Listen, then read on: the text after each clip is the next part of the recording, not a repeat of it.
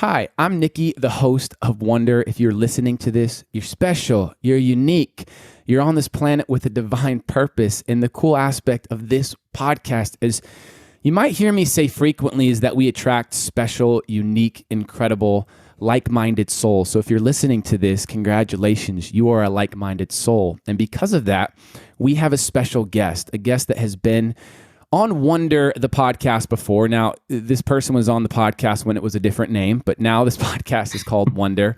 And this person, if you heard the first episode with this human and I in our conversation, you may have heard me showering this person with love. And I can't help it. Like before I hit record, I was showering this person with love. During this, I'm going to shower them with love. And after. And until this person, like, they just kind of have to hang up the phone with me. And that's how they get rid of me. But this person completely changed my life. This person is my teacher, my mentor, a friend, soul family at this point, and just someone I admire, someone that I love. And like, if you've ever heard me teach intuition, or if you've ever watched any of the content I've had on manifestation, I mean, this is from Guided Light Healing and the founder of Guided Light Healing, that is Alessandro. So Alessandro, long-winded, but I just want people to know from the bottom of my heart how much I love you and I appreciate you. Thank you for being here. My pleasure, man. I completely appreciate you, especially more over the years as I've tried to expand and reach more and more people on the planet, which means more people who don't know what we know. To me, it's a huge deal when I get to be around somebody who I don't have to explain anything and to Right. just be gotten versus everyone else trying to explain what some people call genius to other people. There's a lot of backstory. Like, all right, you got 2 years so I can explain what I just said. Yeah. And to have somebody who just gets it, it fills my heart. And yes, soul family is the right word. It is the right word. I think it's the best way to capture it. I don't even know if the other one's captured as well, but you're just someone that resonates so deeply with my life. I remember the first time we met and you were saying information that I just quite hadn't heard anywhere else. As I'm sure you know, along the spiritual journey, you meet healers and psychics, and some resonate, some don't. But the story I share frequently is I met you and I was like, there's something that I just connect with here. And it was kind of I don't know, one of the first times you were talking about how, and I do want to kind of get into this a little bit, but you were talking about like the physical body is actually not designed to deteriorate and what we call age. And I was like, I haven't really heard that anywhere else. So yeah, man, thank you for everything. And go ahead. I ever explain that in the more recent years? You should. You should Okay. right now. It's a good time to do it. I mean, I think it'd be a great thing for your audience because it was a great thing for me, and I don't want to kind of keep it to myself. But Yes. only about 7% of all the aging that happens is actually aging.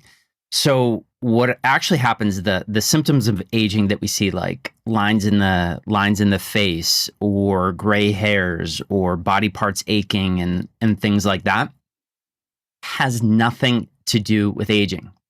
So I don't know if you have had an opportunity to really full on explain this to your audience, but have you guys spoken about like reflections in the law of essentially soul balance? Yeah. Great. But you can elaborate even more and share in your own words, and they will hear like, oh shit, this guy really is Nicky's teacher when you share. By the way, Alessandro, I'll make sure you can hear me. Okay. Yeah, your levels match mine. So okay, cool. All right. And I'll have a backup for you, just like last time, if you want it. It looks like. Okay, perfect. But it sounds like absolutely even. So okay, cool. We're winning. Cool. So the one of the things that we do, I think, at Guided Light Healing that's very, very unique is we specialize in all of the spiritual, energetic, scientific laws of this universe. So laws like gravity, laws like soul, emotional balance, and things like that. So from the law of soul balance, which means at all times a soul needs to be in the state of love, which is balanced. When we fully love somebody, we see all of their really, really negative traits, like they get irritable, they got bad breath, and they've done these horrible things in their life. And then we see their amazing qualities in life, how they've changed our lives and how we couldn't live without them. And right in the center of that is love. It's seeing the full picture. And those people we pull so close to us because they make us feel great about ourselves. We don't have to achieve anymore. We don't have to change. We get each other. So that being love. Anytime we get outside of that, that's the law of soul balance, the law of emotional balance. And the second we start to fall into a smaller picture of the whole picture, that is a perception. So what ends up happening is we have everything in this physical energetic universe is about balance at all times. It's trying to keep us in this space of source love. With that, we are constantly being balanced. Now, as we get older and older and older, what happens is the ego self goes, I already know this, or it starts rejecting things, and it kind of becomes this enforcer to all new information. But also it becomes very rooted to the way I'm living my life. It's the only way to live my life. What happens by 30, 40, 50, 60 on up is we stop dealing with things in our life. Think about it as a scale that we take grams and sometimes pounds that we drop a little more on, and it starts to accumulate and it becomes this huge, huge weight on us.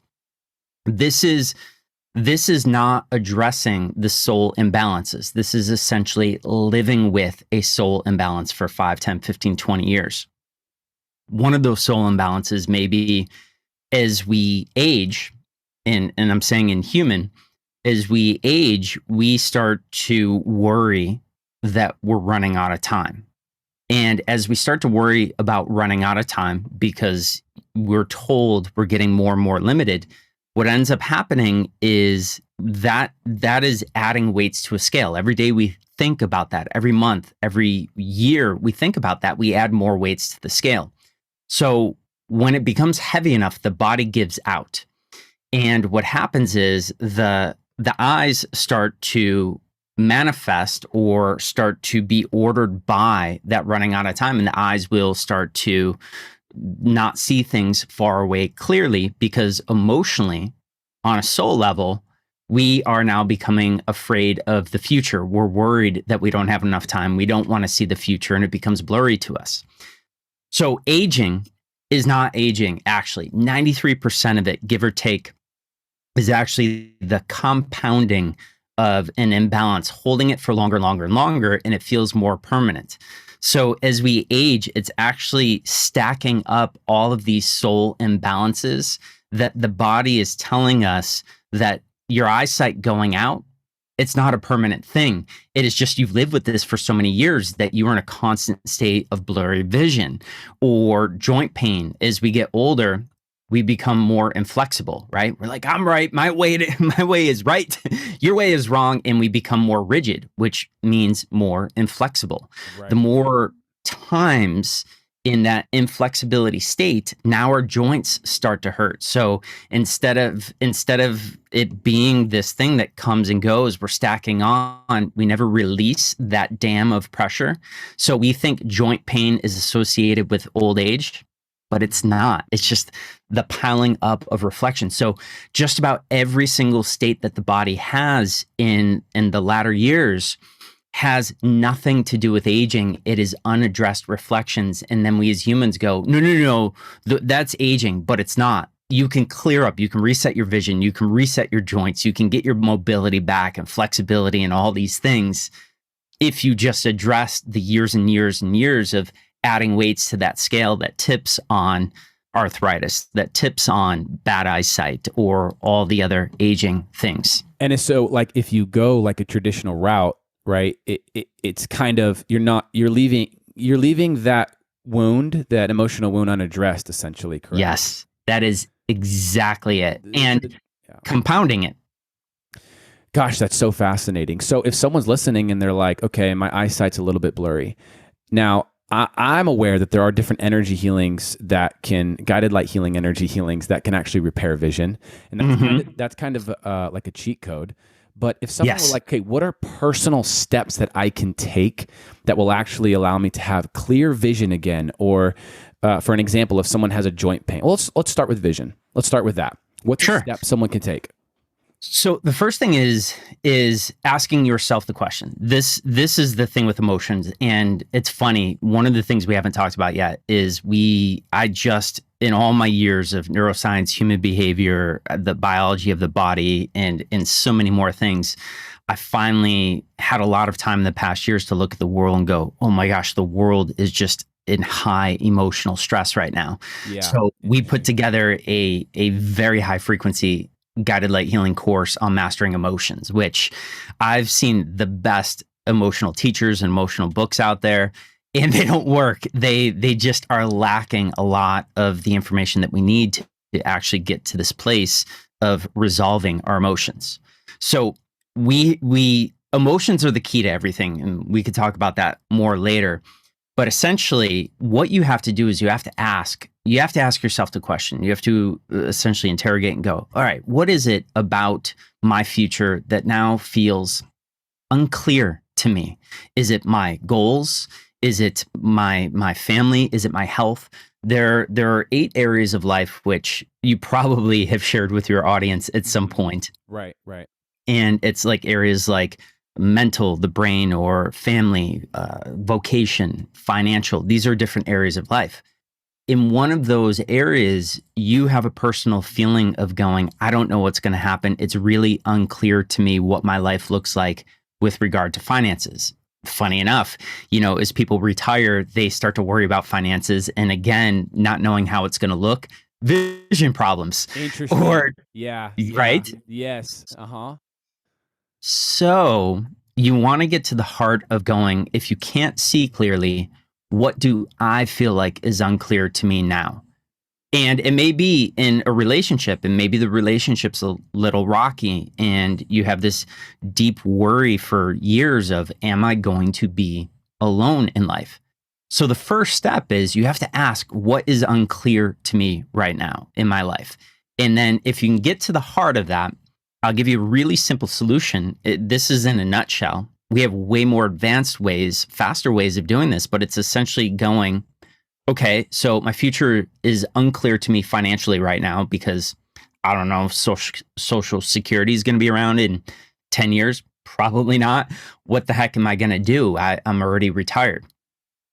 If you decide and figure out something, sort of take your life back into your hands and go, I know exactly how my future is going to go with regard to this, the vision is going to restore. It's going to start to come back over the weeks. Just as it starts to went out, it will go back on this. So getting to the heart of the what is it and where in my life of those areas. Okay, what's so interesting about that is that in so many ways it seems so simple, right? You kind of address where do you feel like you're lacking in your life and then change your perspective of it. But why is it so difficult sometimes, even for someone like myself or whoever it might be, to process this and apply these steps? Because it's not like day one, I begin to get excited about future and vision comes to life. We are in this 3D reality. Maybe you'll say something different. Why is it so difficult for so many to process something that might seem simple, but in a lot of ways is complex? All right. This, like I said, this is the newer stuff that we've kind of put out there in the last few years. Some fascinating things happen when we start to deal with emotions. The second we start to put our eye on what's really going on that is out of balance, our body gets triggered. We start to become emotional. Anytime you talk about what's going on, what's wrong, eyes start to well up, heartbeat starts to go a little bit more. We get a little crack in our voice. Yeah. We get to this space that the closer we get to the emotion, the more emotion we get. Our fight or flight system is going, no, this is pain. We can't go there. So we never go deep enough with the emotions, number one. We stop way short of actually knowing what the issue is because it doesn't make me feel good. Fight or flight kicks in, not going to go there.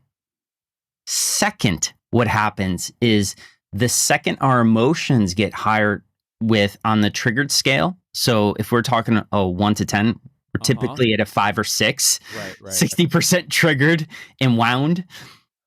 Because we're typically at this number, something insane happens. Anytime we get above, say, 20% emotional, which if we're living in the 50s, 60s daily, what happens is our brain's ability to critical think and analyze turns off. Blood flow shuts off to that part of the brain. So you're trying to think, all right, what is this core emotion that is the problem? It's making you emotional the closer you get to it. And the more emotional you get, the more of the blood flow you're shutting off to the critical thinking part of the brain. So here's what happens. If you reach an 80, 90% emotional level, which the big things usually get us that far, you've shut off the front of your brain, which means you've got no hope in actually articulating what is going wrong. So between the fight or flight going, this is painful, I want to go in the other direction, I don't want to get to the heart of this. The closer I get, the more it hurts. Then the more emotional you get, the more your analytical part of the brain shuts off, which means you've got no hope and actually figure out what is going on. So to answer your question, it's not laziness, it's not anything else. It's how we've been built for the last 260,000 plus years and just not evolved. And our tools aren't good enough to stop this process from happening. That makes complete sense, right? You basically address a subject within someone that will have them feeling triggered. And like you said, that critical thinking aspect of them is just out the freaking window. That makes so much sense. It makes, because I'm thinking about people in my life that, again, you'll share something that might seem simple, and it's not their fault, not yours, and I understand it. It's like there's still something complex about something that might be perceived as simple. And that is the dynamic of this universe, right? The most simple, complex things are the most simple aspects of this universe are also the most complex, vice versa. It's so true. Yeah.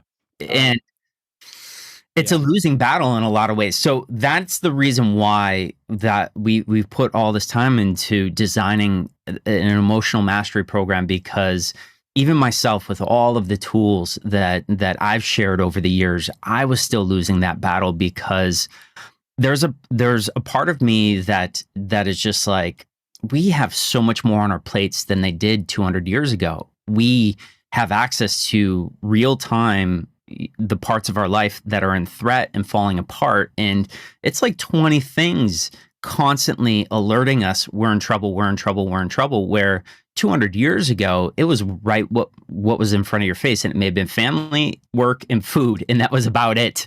It wasn't about maintaining health or presence or all the things that we have to, social media today. So our sense of heightened threat is the greatest it's ever been, because we are juggling the most amount of information that we've ever had to juggle essentially on the planet so far. So our emotions are at the 60% typically triggered at all times because of the way the world is today. And in a lot of ways, it makes a lot of sense, right? And it's that fight or flight looking to protect us with all of the threats, perceived threats that are happening in the world. And it's actually kind of a good segue. Before we get into that, one thing I did want to mention as we're still on this topic, something that I share with people is that, just for a way for this to make sense, is like, anytime we feel stressed, what happens? You literally feel stressed. It goes to your back, it goes to a headache, something of that. And that shows us that the mind and body are not separate. The mind and body are one. And so, like you said, like, imagine leaving that stress unaddressed, and that compounds. And then, like you said, your cells are absorbing the information of that stress and can't hold it. It's a lot of energy. And then our creator fields, which is essentially our energetic light force body, are constantly ordering the matter in our physical bodies. I mean, in neuroscience, right away, they'll tell you the second you have a thought, you're actually changing the matter in your brain instantaneously. Your brain is It's amazing. Your brain's going, all right, what haven't we used in 20 years or 10 years? Math.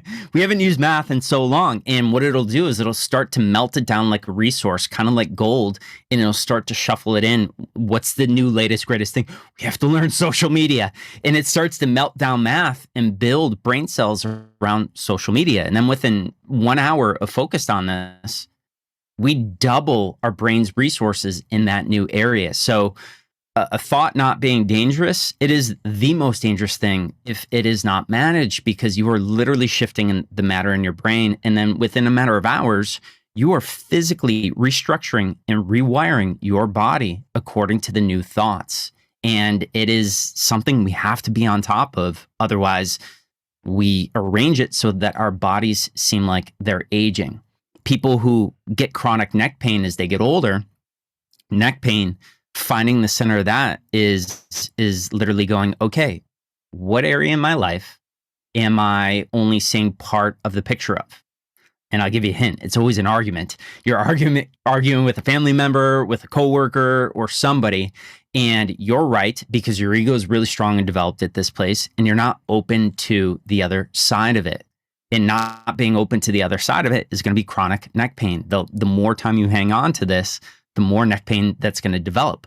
If you go and figure out, where am I very closed-minded, only seeing one side, and you start to adjust on a physical level and go, I'm going to be open to this. I'm going to see all of the things that I wasn't seeing before this.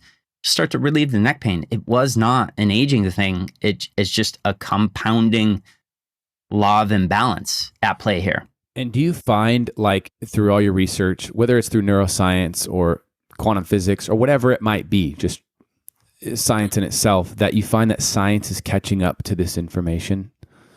It's so funny. I would say since the 1940s, the science has supported this information. Right. But if you don't have intuition, it is a needle that in a million haystacks that you will never find. But intuition kind of allows us to piece it together. And that was sort of one of the things with guided light healing. It's the integration of science and spiritual energetic versus one versus the other being right and wrong. In a lot of ways, to answer your question, science, yes, it is catching up. And a lot of the things they know in neuroscience. I just had this really cool thing happen the other day. I was reading a book. There are a few free high frequency books out there, and on a scale of 1 to 1,000 kind of being Christ consciousness, and there are books that come really close to this. And one of these books I've had for years on my shelf, and I knew it was a great book for me, but I just hadn't cracked it open. And then in this past year, I've been really into the latest, greatest breaking neuroscience. And funny enough, I don't just read one book at a time. I pull my intuition. I'm like, what else? So it's like I create a super book. I've got 6 books at the same time that are all talking about the same thing from different angles. Okay. That makes more sense. Yeah. So I'm reading this high conscious spiritual book right now that I've had for years. And sure enough, as I'm reading and the information in the book, it's talking about the importance of emotions or something like that. At the same time, in a neuroscience, information is talking about the actual science of how emotions work and how the brain responds and everything else. So all these things at the same time are being explained from a science perspective, from a spiritual, from an energetic, and it just all comes together in this really crazy, beautiful way. And it allows us to kind of take the information further. So what I'm saying is, what I'm finding with a lot of the spiritual books that are out there, there is now science all over the place to explain this stuff that is coming from source, coming from an ascended master. And it's just a really, really cool time to see science just hug the energetic spiritual. Because that's the truth is that science and spirituality aren't separate. And I think more and more people are beginning to realize this, that they're one and the same. It's just the discovery of life in its sense, correct? Yep. Yeah. And we're talking the good science here. We're talking the math and the physics and the real science that is demonstrated and proven versus the science of just believe me, it worked. Right. Okay. Right. Yeah, I understand. Okay, so before we move on from this topic, because it does, I think it's really interesting, and anyone that's listening, I think they're super interested. So if the physical body is reflecting different emotional imbalances that we have, I just kind of want to maybe bring some up. So what would, like, if someone begins to attract wrinkles in the face, what is that a reflection of? That is sort of the how we talk about thick skin. It's thin skin. It's being very reactive. So funny enough, as we get older, we compile more of this stuff on, especially in the face. If we become super reactive to how people see us. How they judge us. So what happens is, because we at the drop of a hat, we'll jump in and go, "You're wrong," or whatever it is, like the old man mentality. Like, doesn't keep the mouth shut, no filter, and will jump on somebody to be critical. You're losing the ability to take people's opinions and things like that. So what happens is that happens first, and then the skin thins out. We lose the collagen, we lose the flexibility with being open to how people see us. Okay, love so that. Lines in the face. That's really great. And I will add, depending on the eyes, whether it's by the mouth or different parts, all means different things. But in general, that's sort of your first jump off point with aging. That's great. I want to do a couple more here. So what would gray hair be? What's the emotional imbalance of gray hair? Great. So hair is essentially intuition. It's kind of listening to the universe. It is, let's see, there's a couple for gray hair. I want to give the one that's gonna match with most people. It's sterilizing the information that's coming to you. Okay, so it's stripping it all away, and it's losing all of the love and the quality of it, and making it very sterile. So intuitive information as it comes in is you're getting very like clinical with it. You're stripping away all of the art and the flavor and the color of it. And again, something we do when we get older, we're like, just get to the point.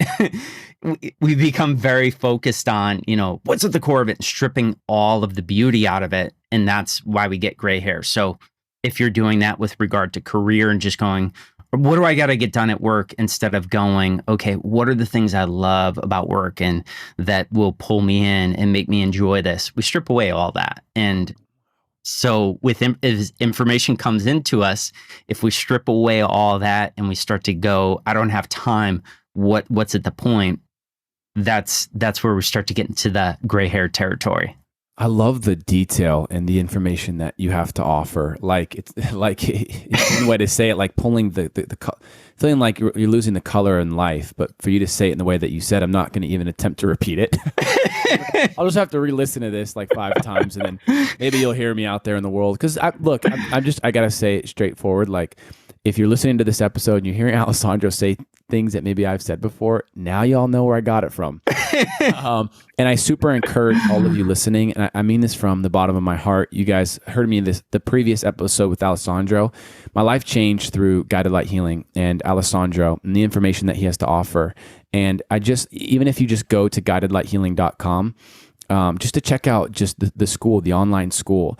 And I mean, Alessandro, I was in, again, Maui for a couple of weeks, and wherever I am in the world. So I just travel now. I just go where I can go now. Like Cool. I'm going to Greece in a couple of days here. I'm getting ready to go to Greece, and I meet people. And when they're interested in what I do, I share my name, but then I get a piece of paper, and then below it, I go Guided Light Healing. Go look at it's always. Oh my gosh. Because I know how valuable it is. And so I don't want you guys to hear this and think Nicky's just like, hey, go to no. A lot of you guys actually went to Guided Light Healing last episode, and you guys reached out to me, let me know how much you love it. Do this for yourself. There is so much incredible. There are actually there's an intuition series on, literally you can learn to develop your intuition for free. And then if it interests you more, you can actually take courses on this. And you said you have an emotional mastery course. Yeah. If you guys think that I've slowed down with Guided Light Healing, it's like I'm literally, Alessandro, like I have notes from like 4 years ago. I'm going in and I'm like, oh shit, this makes even more sense. Some stuff I want to talk about today too is like energetic ingredients and manifesting. And I have a course right now, I'm teaching it and I'm learning it more. But I learned this from you, dude. Like straight up, I'm not going to hide that in any way, shape, form, or otherwise. I'm not going to hide it. And I learn, I'm to this day, like listening to your podcast and stuff like that, dude. Like, oh, dude, I love you so much. So much, man. Oh, just you're amazing, dude. I appreciate really, it. Really are. I appreciate it. Just don't think I'm ever going to stop showering you with love. Like, I think, okay, maybe this time I hang out with Nicky, like it'll just be calm and cool. It won't be.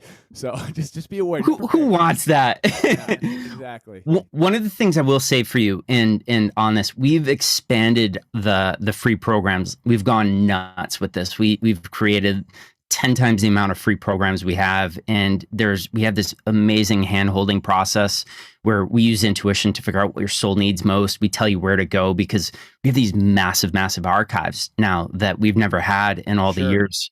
And we finally got them out there. So we've created these programs of going, great, this is what your soul wants to learn. This is the lesson you need to focus on, and check out these videos or check out this series for free and all that. And we sort of build this beautiful foundation that there's not too many places you'll get. And then from there, when you see how your life changes, then you can decide to move faster and jump into the even more advanced programs. But we have this huge free platform now that we didn't have just even a year or two ago. So lots changed. It's beautiful, dude. It's so, so beautiful. And I'm sending people there all the time. And oh, thanks, man. Of course, I couldn't encourage you guys enough to get involved with guided light healing. It is like, I practice the guided light healing modality. If you're in my classes and courses, it is the guided light healing. I don't know what we would call it. Like sure. Like within the way I teach intuition, it's from guided light healing. It's the guided light healing practice. So however, like we want to word that. It's the modality, and it's just it is a base for everything. And that was the thing I wanted it to be many, many years ago. Was I didn't want it to change people's beliefs. I just wanted to expand on whatever it was. So if you're way deep and your whole life is built around a certain religion, this isn't going to conflict with anything. The only thing it's going to conflict with is it's just going to make you ask the question, is anything that I've been told causing limitations on my life? And if it is, it's just recalling that we are human, we pass stories down, and maybe this is a story that got misconstrued and it's placing limitations on your life. So keep the modality, the religion that you're so close with and has supported your life, but add in this skeletal structure to that, and it's going to work 10 times better. It takes off the limitations, and that's essentially that way everyone on the planet can use it, versus having it go, no, my way is the right way and your way is wrong, or you got to dump this. It's not about that. Just dump what pieces are limiting, but keep the whole of it that's changing your life. It's so true. And that's one thing that stuck out to me that you shared, is like, it's not about changing anyone's belief. And through my practices and becoming, a teacher and healer and stuff, I've worked with people with all different kind of backgrounds and religions and things of that nature. And to see them just take what supports what it is that is already serving the greater good of their life. And I make sure to really say that over and over again. Like, this isn't to change your beliefs or even change you. It's actually just to connect you back with who you are, strengthen the relationship with your inherent high level loves and skill sets and all that. So if you guys hear me showering guided light healing and Alessandro with love, it's just, this is something from my heart that I when I see Alessandro, I got to do it because I'm taking in his information and applying it in my life, and I get to do what I love in the world. I mean, I just got done teaching a class, and I'm traveling the world, and I get to do this, and I have this authentic love and gratitude and appreciation for this journey, for this human, and it's just not something I feel comfortable holding to myself. All of you that are like, Nicky, we got it, buddy. We want to hear more from him. But let me finish, all right? I'll keep going other times. But I wanna so all of you, go to Guided Light Healing to do yourself that favor and take some time with it. Like, go to the free stuff, look at the video, like, take your time. This isn't something to be rushed. Like, something I share with people is, learning anything new, but especially like what Guided Light Healing has to offer. It's a lot of information at once. And it might feel overwhelming sometimes, but if you go through this process and really take time for yourself, you'll find that you're going to learn this stuff because it's kind of inherent within a lot of you listeners. Like you're going to realize, oh shit, like I can do this. This is actually really fun. So take your time, go to guidedlighthealing.com and and all of that's going to be in the show notes for all of you listeners. So before we move on, go ahead. And I want to mention too, what you're saying right now is one of the things I think is humanity. We need to get rid of the get rich quick, the instant success, overnight cure, those things. That's actually attached to our fight or flight system. And it is our nature to get quick energy, and it's in our nature to get quick results. But when you study the greats and you study people who know what they're talking about, it's thousands and thousands of the right moves to accomplish and get you to that goal, that big thing in your life.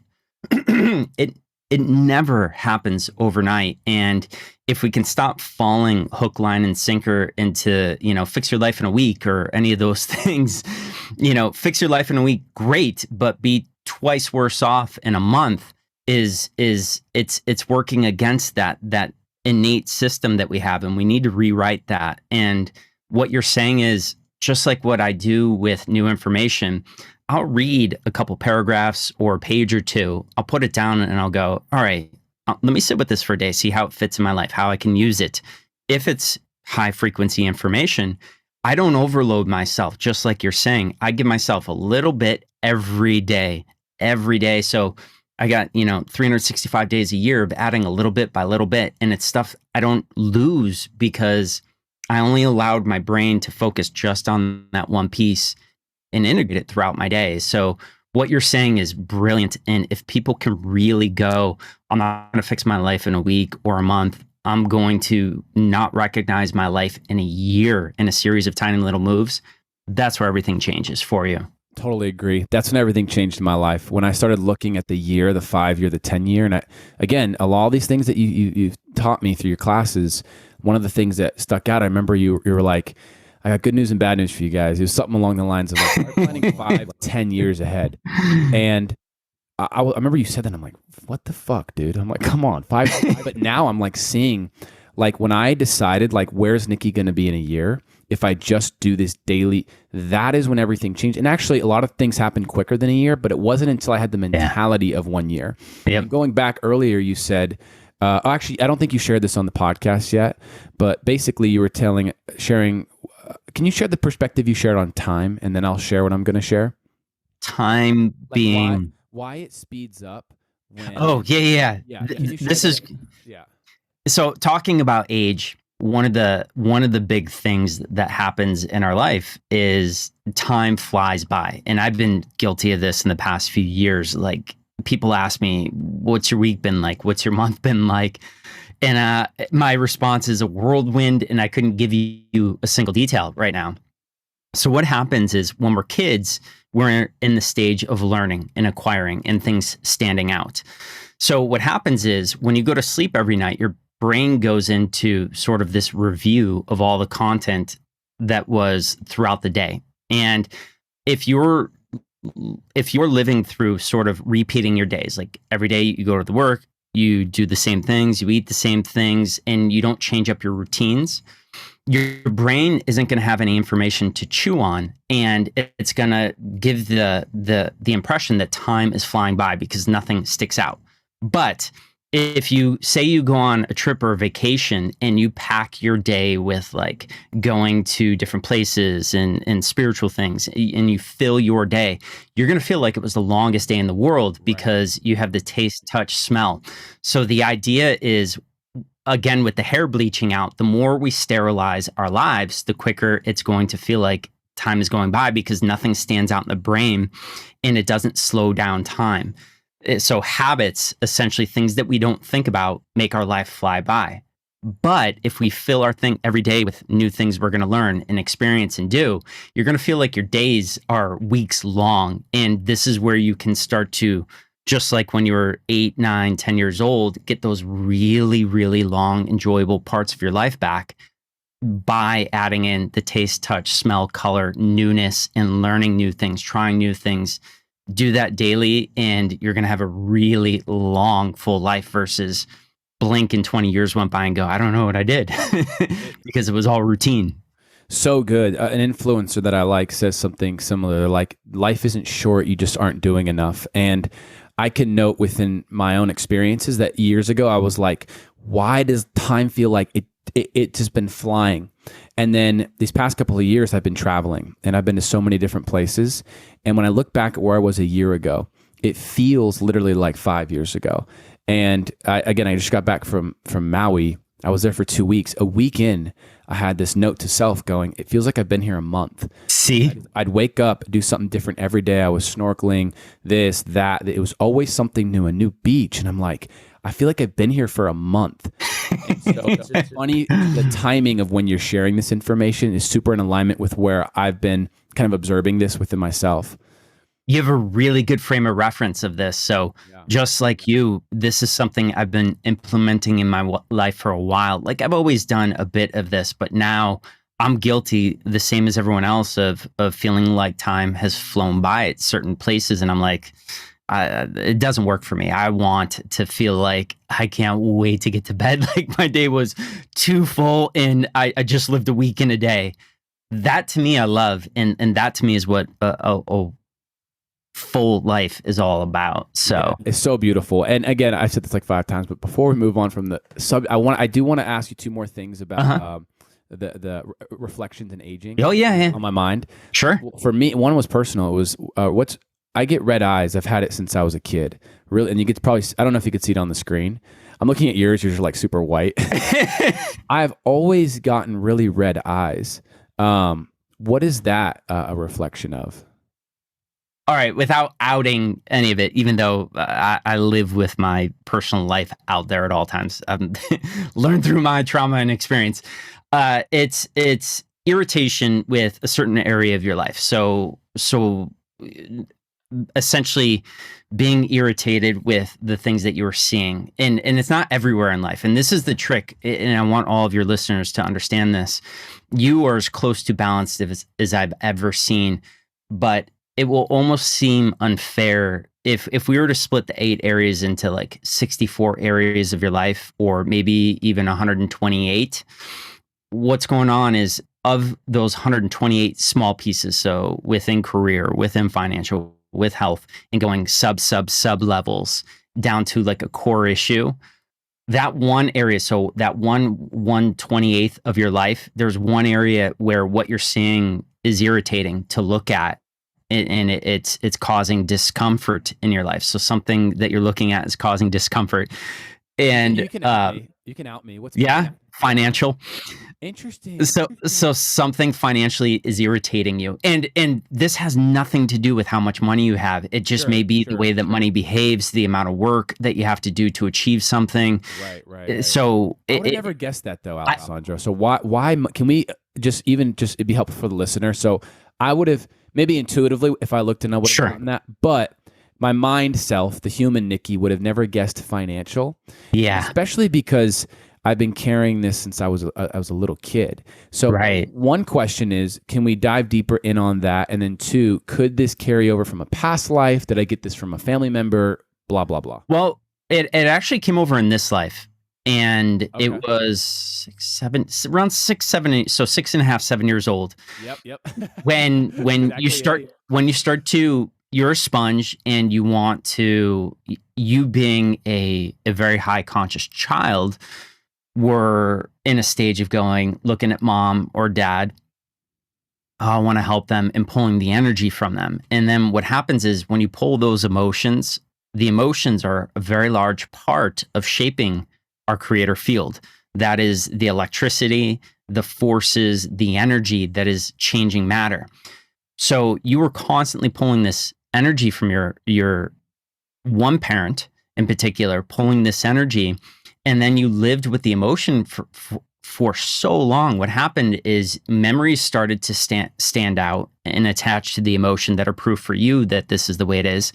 You started to create brain processes according to the memories and the emotions that you were helping somebody with, and it became yours by about 16, 17. It now was no longer your parents. You split off, you stopped taking on their energy, and now you are living out the same story because you had all these years of imprinting. Wow, it's so interesting. I do have this one little marking, like a red marking in my eye, but they end up just getting red, especially like in the summertime and stuff like that. But that is mind blowing. Because of course, like, intuition's funny. Because like if you say something that doesn't hit someone right away, you realize it's going to hit even deeper in a couple. You just wait for the clock is ticking, and then all of a sudden they're like, oh yeah, you're right. You know, I'm sitting here thinking, I'm like, I guess it does make sense. You're right. It's not maybe the relationship with money on the outer, like you can't read a book by its cover. It's somewhere deep in that book, a relationship with money that I'd have to look in and go. And it's one specific thing that is like a level 9 for you. Okay, so when your eyes flare up, it may be you have an amazing relationship with money and it comes in, but it may be a little bit of judgment about money, like it sucks that things are this way. And then every time money comes in or you have to deal with money, it triggers that little, it sucks that things are this way. But our subconscious brain is thousands of times more capable than our conscious brain, and it can hold on to this and never make its way into the conscious brain. But you're manifesting this, so you're attracting the right atmosphere, the right winds, the right pollen going in your eyes and things like that to flare this up, because everything in your life is controlled by your creator field. So when you're seeing this thing, the subconscious brain chews on it. You may never consciously know about it. And then you're in that situation with red eyes. Fucking wild. Now, wild. So this is now for all the people who don't have the intuition and things. If you just could get to the heart of your emotions every day. So asking yourself questions. Why do I feel this way about this? Okay, why do I feel this way about that? And every day we're doing this. Most people have an emotional vocabulary of about 5 emotions. I'm either angry, sad, overwhelmed, or like regular, and that's it. But we will typically wrestle with 60 emotions throughout the day. And if we don't figure out what they are, if we don't shine light on it, they don't dissipate, they accumulate. And this goes to the aging process that we had talked about, is it stacks on. Oh, just ignore the emotions, they'll go away. No, they will accumulate on a scale that you will pay for that 5 or 10 years down the road when it's now 2,464 pounds on the scale. So the unfair thing, but it's fair if you think about it, is that the more of your life you clean up, the more a tiny area of your life can throw you out of balance. But if you've cleaned up all these areas of your life, you should be able to clean up that area really fast. I found that's what's happening. And like I had this little mini ego death leaving, like a mini one leaving Maui. And I traveled a lot these past couple of years. For whatever reason, I just felt home there.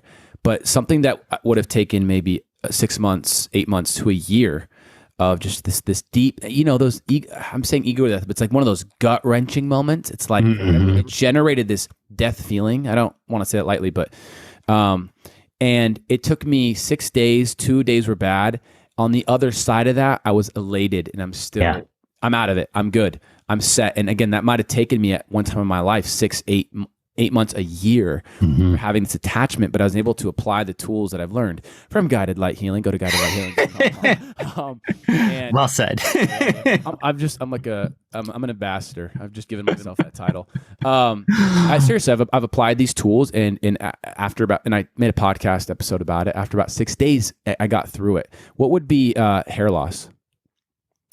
Hair loss would be disconnecting from the intuitive voice.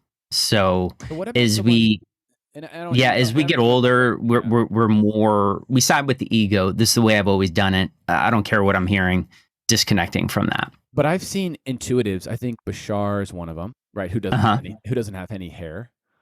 Right. So like, what's the deal there? Like, so incredible intuitives that don't have hair. Remember, it's not an umbrella. It's not the whole life. It's one specific area of his life where he is disconnected from his intuition. So shit. Yeah. So you take intuition and then you go, which area of life? Yes.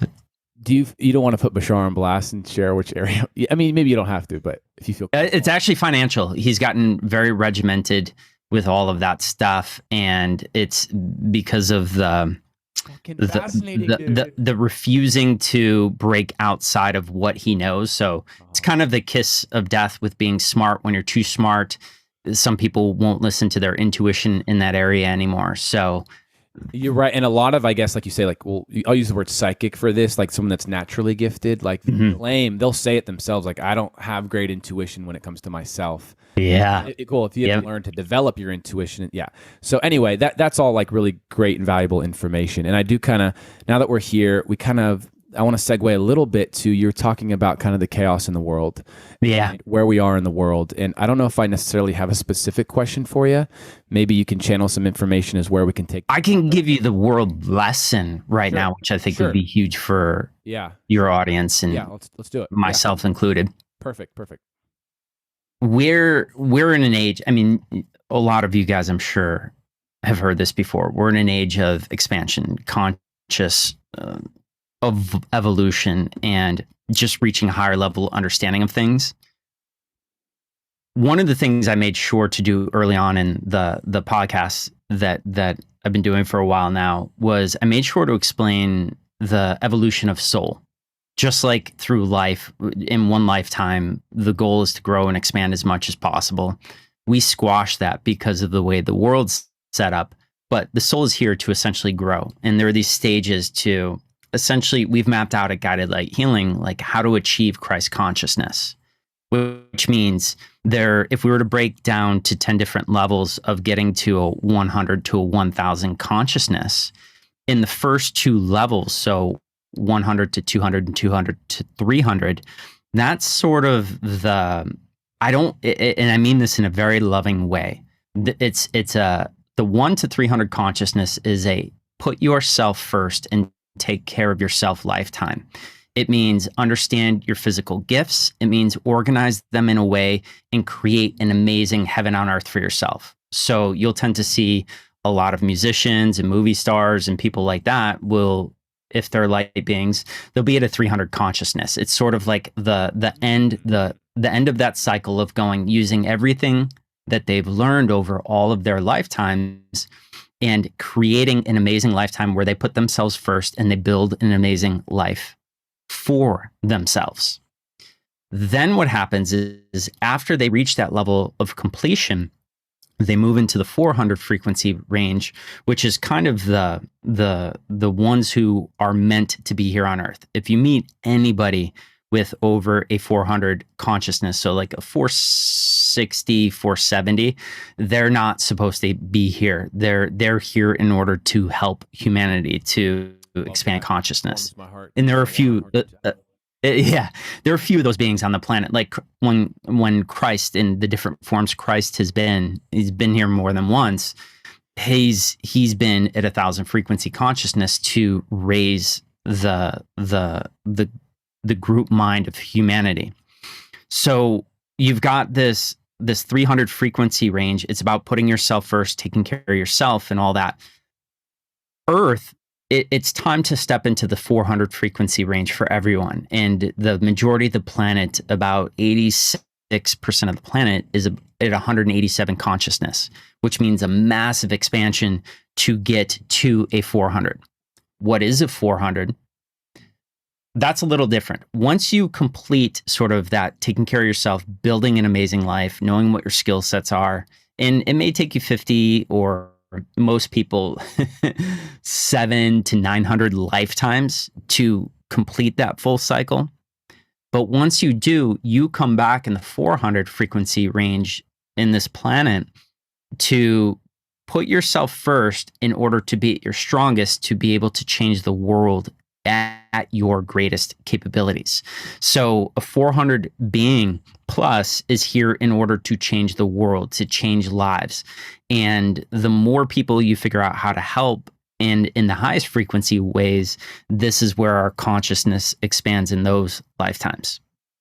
So with that understanding and this massive conscious awakening that's supposed to happen, if you or anyone you love and know, if you want to keep somebody from falling into the distress of the financial, the food, and government persecution, all these things that are happening around the world, what they need to do is they need to understand everybody on the planet right now is being tested on what is best for them.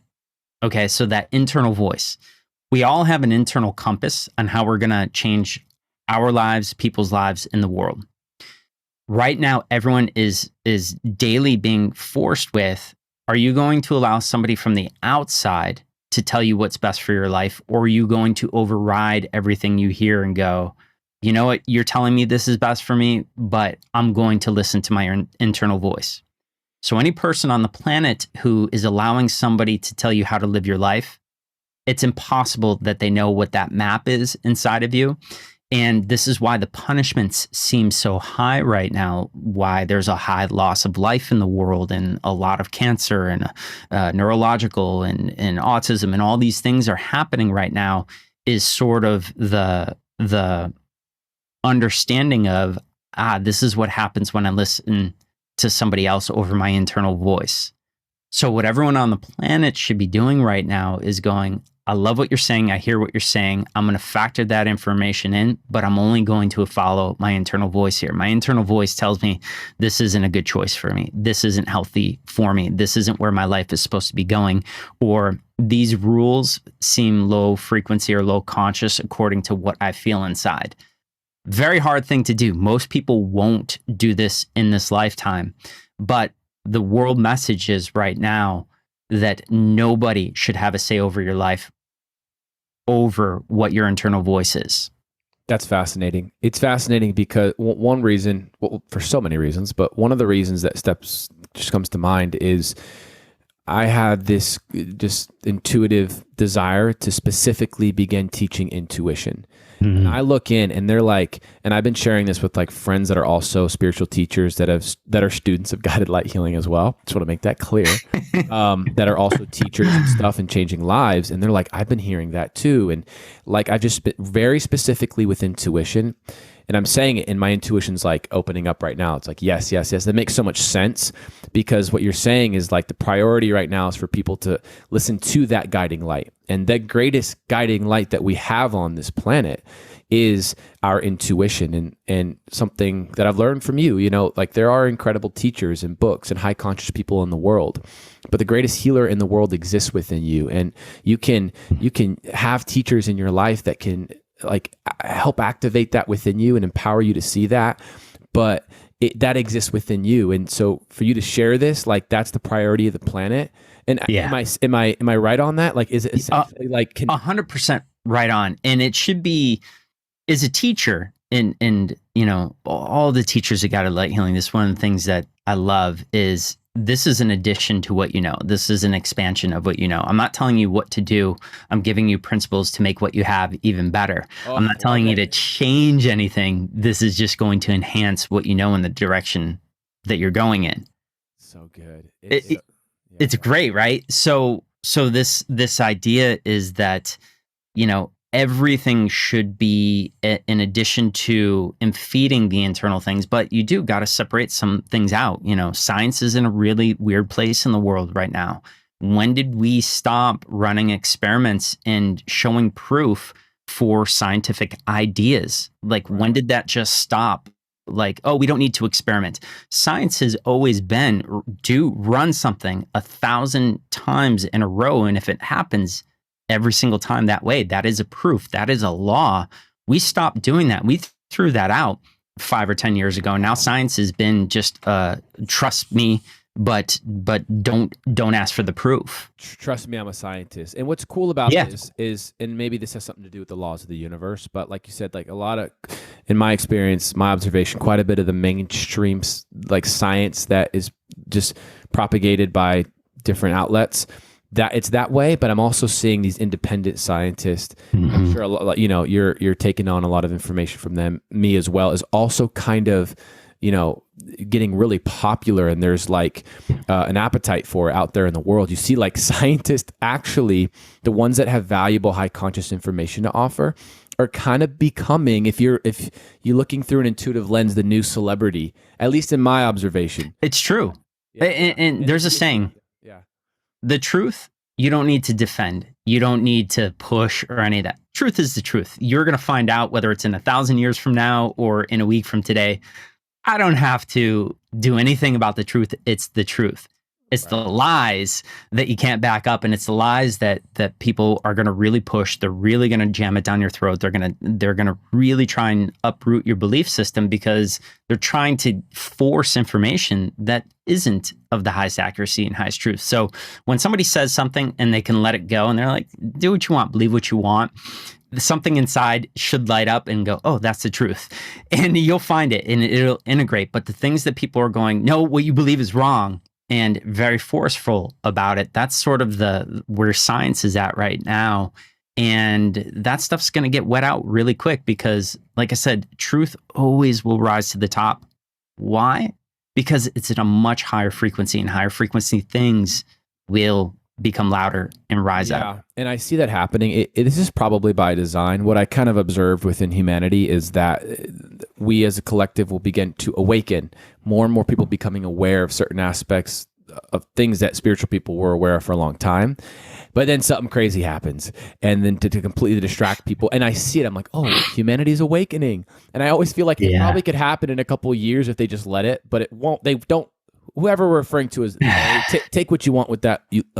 For all the listeners, but put quotations over that. But it almost seems like it's by design. So awakening's happening. People are becoming aware of things. Do you kind of have you observed that as well, or? It's crazy. One of the things that everyone can get to with intuition is you can sort of take, and I don't want to say weather readings because the weather is so inaccurate. Like they'll tell you it's going to rain tomorrow and it doesn't, or they're going to be like blue skies and like 85 degrees and it's thunderstorm. So, but you can sample different areas of the world, and you can sort of run kind of like they do with in politics, where they do surveys and they figure out where everyone's at. Well, you can do an actual 100% accurate survey. So one of the things that I surveyed, and it was a stark difference in change, which is a little exciting to me. It's still happening too slow in my opinion, but when it was about, 12 months ago, I took a reading in the United States. I'm like, how many people in the United States? And I'm sure you have listeners all around the world, but I used the United States as an example because they're going to be first in the world, and then everyone's going to follow what they do. So this is why the United States is really important right now.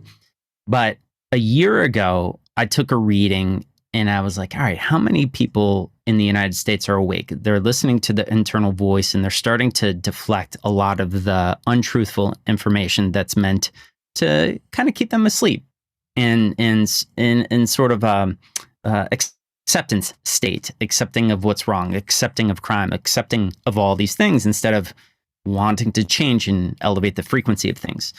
And it was only about 32% of the country a year ago that was actually awake. So what I did was I took a big sample, I looked at everyone, and I was like, great, what portion of these people know that we're going in a direction that is not high frequency, that is going to be placing more limitations on people's lives? And 32% of the country, I was like, that's devastating. Because there's this law, it's called the 33% law, essentially. It means 33% of the people are going to be planted on one side of the pendulum. 33% of the other people are going to be planted on the other side of the pendulum. And then you got the 33% of the people who are going to change sides depending on the argument. And I'm like, we haven't even got the middle 33%. This is going to take forever. Go ahead. You were going to say something. Okay. So when I hear, and I want to hear what you have to say about this. When I hear 32%, that sounds like a big number to me. So why, when you saw 32%, was that not? Because that's millions of people still. Sure. If we're talking, I don't know, what are we up to? We're probably up to close to 400 million people. I haven't intuited this number in the United States, but we used to be around 350, 360 million people. And of those people, it's going to take a massive majority, like 80, 90% of the country, to be able to shift and change things that are it's got to be higher, is what you're saying. Right? Yeah, much higher. Like 33% of the country is not going to change anything. You need the massive majority who want to change, who want to elevate, in order for change to actually happen. Okay. So with that number, and realizing this, there are just a lot of people will say the education's low, they're in a fear-based place, and they just so happen to be making decisions for everybody else. Now, where there's the 33.3% sort of law. Then there's this other thing. It's the 80-year cycle. And what happens is, and this is fascinating, is that there's 4 cycles that humanity goes through. Okay, so what happens is when the world is bad, okay, when the world is in a very limiting place, it creates strong people who are going to rise up, take control, change everything. So that's so when the economy is bad, it creates people who are really strong and who are going to start to make changes. And then what happens is that group of people goes through the changing stages, and then they get to the economy being amazing and good. And then a strong economy creates weak people.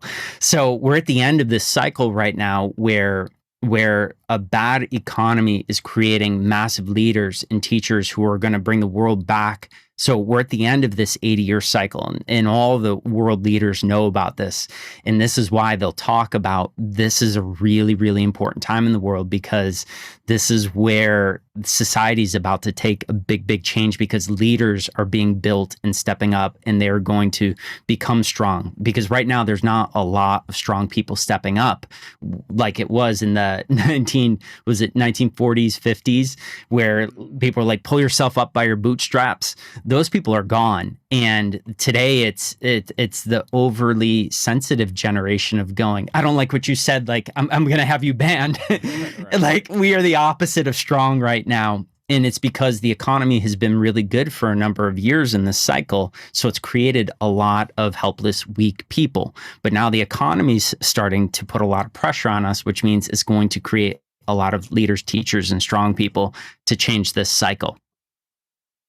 Wow. And so we could see that happening. At least I feel like that's happening. I mean, you could see it all around. Like, you could see it really coming, like these leaders are, I don't know if this is the right word to associate with strong and leaders, but blossoming like flowers. Oh yeah. Like, they've been planted into the soil. And even in the early years of guided light healing, I really feel like that was, a lot of seeds were planted into that soil for leaders. And you see even leaders from guided light healing and not just guided light healing, in other areas, you see. Even like your Joe Rogans and people like him who are stepping up in the world, and they are stepping up into these stronger leadership roles, and they're going against the grain of what the masses are, understanding right now. Yeah. They're kind of on the front lines right now. I think they need a little help. There's like a few of them, and they don't. But that's what it is. There are so many people who are unwilling to do that, or feel like they can't do that, or whatever it is right now. But if the economy and the society gets bad enough, it is going to create people who rise from those ashes and step up and actually make big changes in their area and stuff. So let's go down this road a little bit. We could keep it vague, although some people are like, no, I don't want to keep it vague. But just just because one question is like, and then this is not one you have to. I'll intuitively walk the line for everyone out there listening. I don't want to, because right now people are very much like, oh, I don't agree with that, and they'll push away and walk away. It's just where the world's in a very sensitive, wound place. Yeah. And this is not a question that I think you need to answer, but one would be like, what's going to happen? I don't think that's one, because it's up in the air. But what I do want to know is I feel like the life journey, something that is shared frequently with high conscious people, it's one that is, we should be enjoying the journey, things of that nature. And it's not necessarily about an end goal. But what I can say, even though I'll still keep it vague, is that there's like this spiritual war that's happening on this planet. And I'm just going to say that flat out. Is there a time where someone could win the war, the spiritual war that's happening? Or is it a little more nuanced than that? Like, is it not going to be like a clear-cut line in the sand? So, do you get the question? Does that make sense? I do. And this is one of my things I wrestled with for a little while, is it's like a tree fall that takes 10 years for the tree to fall. Like, you cut the tree and it's just like taking forever to fall and have the impact. nothing happens overnight. Even if you go back in the history of everything that has happened in the world, it's been telegraphed. It was like, for people who are paying attention, they're like, this tree has been falling for 5 years. It doesn't happen overnight. And it will seem like it's just slow by slow by slow. It's like what's happening with the currency right now. I have been telling people for at least 7 years that this is what was going to happen with our currency. Longer. Yeah, for longer. Great. I've met some people that knew you before that. Okay. Yeah. And I've been telling people to, kind of be ready for this. Is because my intuition has been able to see the pattern of what's happening. But even still, so case in point, if you just started following along, we've had some of the most major banks collapse and have to be bailed out where the FDIC insurance wasn't even going to cover everything. And so we've had bank collapses in the United States, which is just incomprehensible. And then that's still, even with the banks going under and then 100 being on the watch list of having to go under, it's still slow. Like, all this has been going since January, and we're still not even close to what's going to happen. And while all this is going on, a lot of people are unaware of the BRICS nations. And these are all nations that every week there is a new nation or 3 that are dumping the American dollar, which means we're going to lose our status as lead currency in the world. So you've got some of the most major nations dumping the American dollar, saying they're going to go, with the Chinese yuan or ruble or whatever it is. But the problem is again, it's slow. This could take another 2 or 3 years before we have to take drastic action with the American dollar. But these things it's a tree falling. There's no stopping this tree. And what they're I love that word, everyone's like, what the frick is they, Nicky? But I know the bad decision makers. Some of the leaders of the world that, are probably corrupt. But what they are really good at is making it seem as if everything is okay. I find that so fascinating. And again, that's what I find fascinating. Yeah. And that they're so good at that. Like, if you were really to just talk to a stranger on the street, everything is normal. Yeah, there's these crazy things happening in the world, but like, you'd be like, they're like, yeah, but I'm fine, even if, like, and they're really good at that. Like, so to your credit, I want to add in one thing. It's just like they changed the definition of recession about 1.5 years ago because all the bars were checked on. Oh yeah, it's a recession. They're like, no, that's an old formula. We're going to update the formula, and they did it to their credit that we're not in a recession, even though technically what is always defined a recession throughout history. We've already ticked those boxes, but we're not in a recession right now because they changed the definition, just like they changed the definition on everything else that was problematic. And there were all these rewrites to definitions. And now, like, I'll give you a rewrite. And I'm not saying whether I'm for or against this, but now another rewrite is a man could be pregnant and all these other things, like all the things that defy science are being rewritten, and some for good things, some for negative things, but it's just they move the goalpost a lot. They're so good at it. I think it was Jordan Peterson had a really cool way, just like an enlightening way of saying it. It's like they get it just hot enough, right? Or it's when it's right where you're about to protest, and then they cool it down. Yeah, yeah. Get hot again. And you're about to protest, and like he said it in a much better way.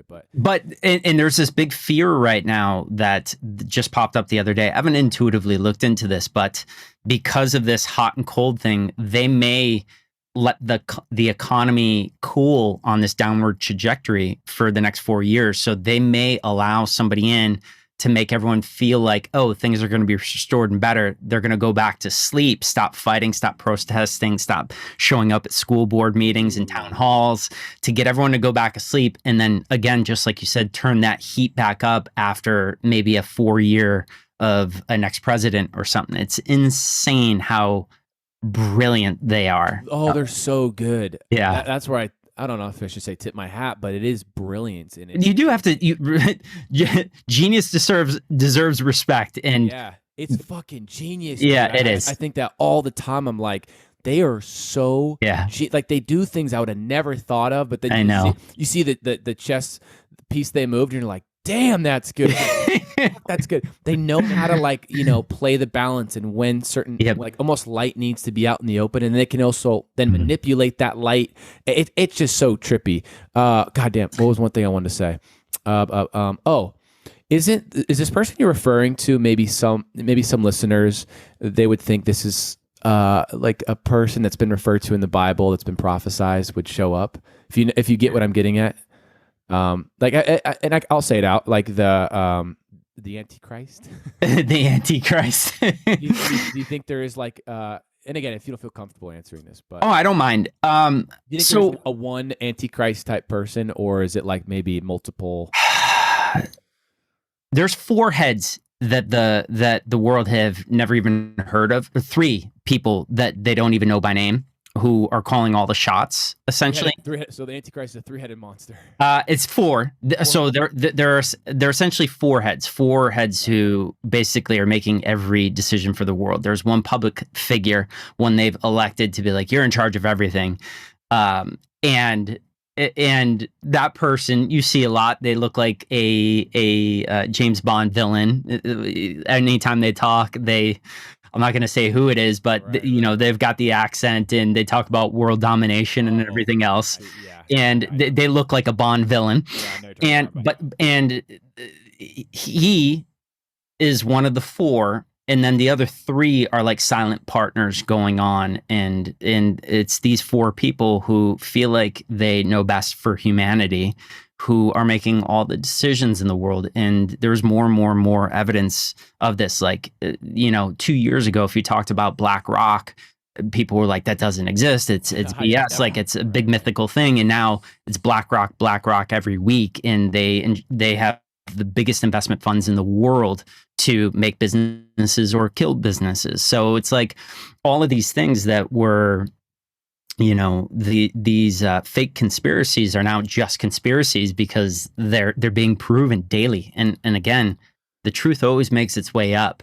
So my point is, I wouldn't say it's an antichrist. I would say it's a group with the intent of. So I would say it's one group at the very, very top of it all, and not a person at the top of it. It's sort of split by like 4 kings right now, is what I would say. If I remember correctly, and anyone listening to this, feel free to correct me, although you're listening to this, so you can't, but so just maybe DM me or something. Energetically correct. We'll pick it up. Just know that I'm not getting it. I may not be getting it accurately, but my memory of the Antichrist is someone that is going to appeal to the masses.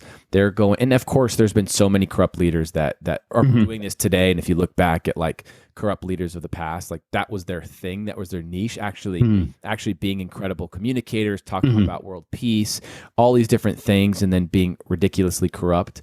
And what they refer to as their Antichrist, that someone would like, we are going to be on the brink of devastation, famine, things of that nature, and that the Antichrist will show up and it's going to fool quite a bit. So I'm wondering, there's the 4-headed monster, but is there going to be maybe an elected official, some kind of leader that appeals to the masses that will fit the description specifically of the Antichrist? Intuitively looking in, and as you know, and I've spent a lot of years to be able to read 100% accurate without throwing Alessandro in the mix. Right. I don't see one on the planet right now, which is good news or bad news. It may be good news because there isn't one, or it might be bad news. It's bad news that if this person's got to be born and then make it to the age of 24, it means none of this is going to resolve for at least another 30 plus years, which is devastating to me. Like, I want to get to the higher consciousness, the sooner, the better, and not have to take, another 35 years for that tree fall to happen. But because of the absence of light energies and my bout with, having to defend against those and educate people to defend themselves about those for years, you can intuitively scan the planet and see people. They do it all the time. Absence of light beings can spot a light being and suppress them. And it's more just science of how they do it. And it's something that it's not mythical or any of that. It's just science. Everything in this universe has polar opposites, light and dark. They balance each other. You can't have one without the other. So But where I'm going with this is and I'm really adept at this, when I scan the planet for someone like that, I don't see them right now.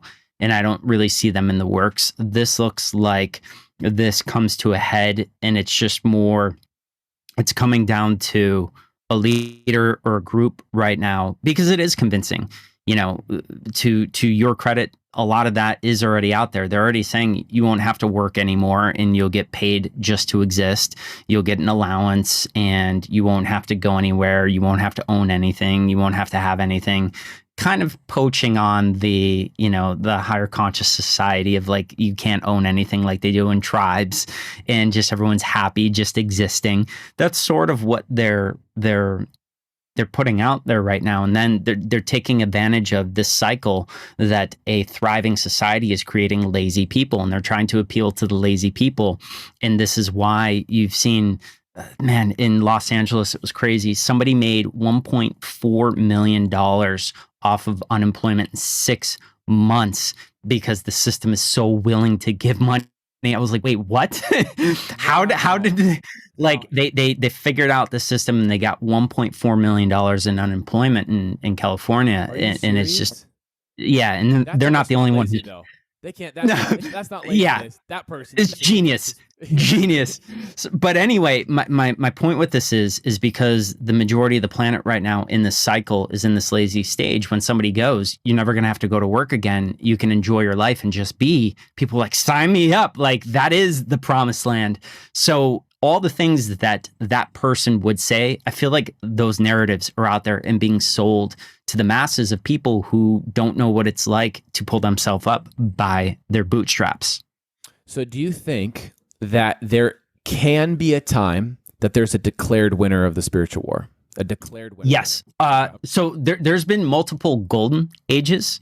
There was the city of Atlantis, which was about 12,000 years ago. And that, you people out there listening, Atlantis was real. And so the stories that you get and hear about this, it's all real. It was a real civilization. It did get swallowed up, the majority of it, by, I think it was the Pacific Ocean.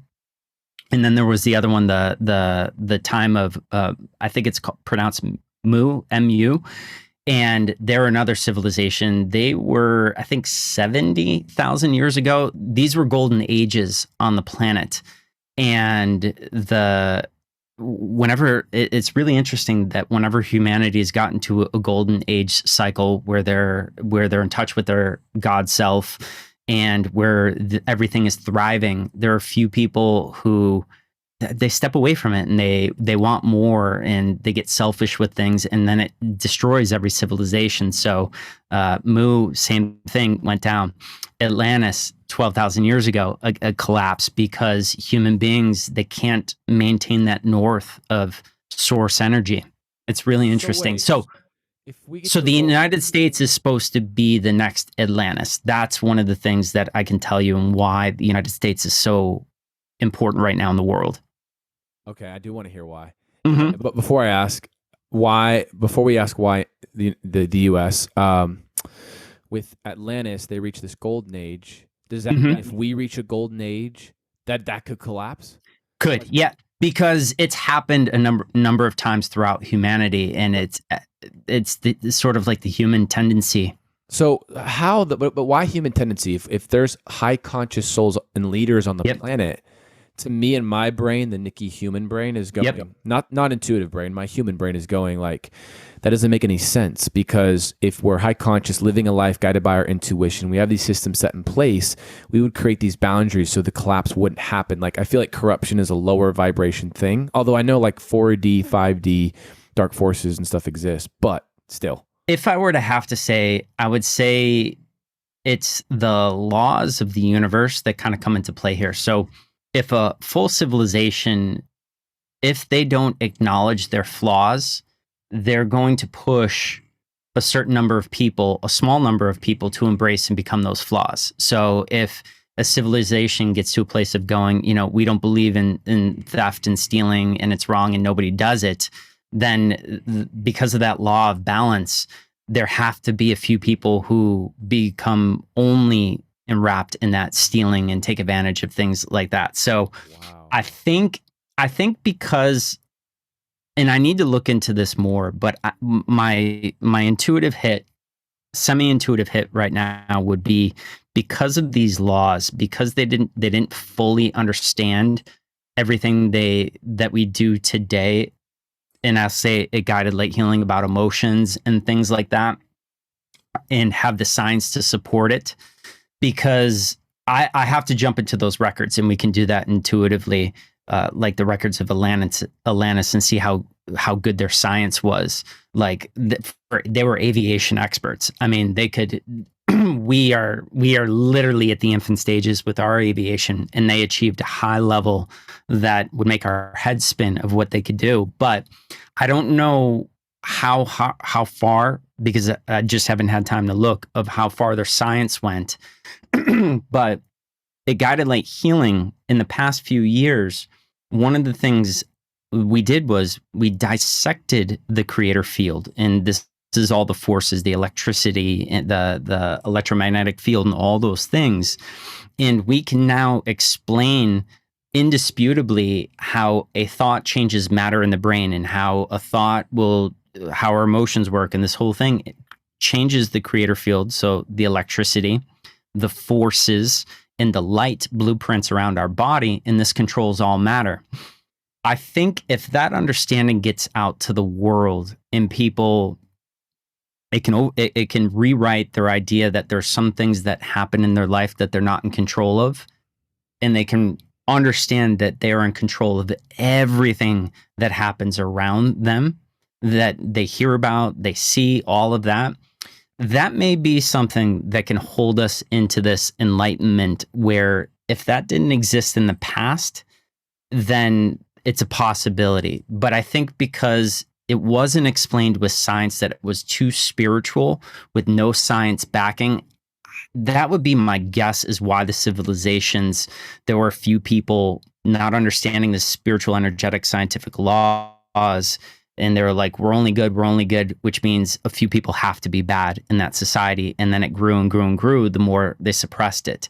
And then not having the science understanding of how everything is really, it's not a belief system that we control and create everything.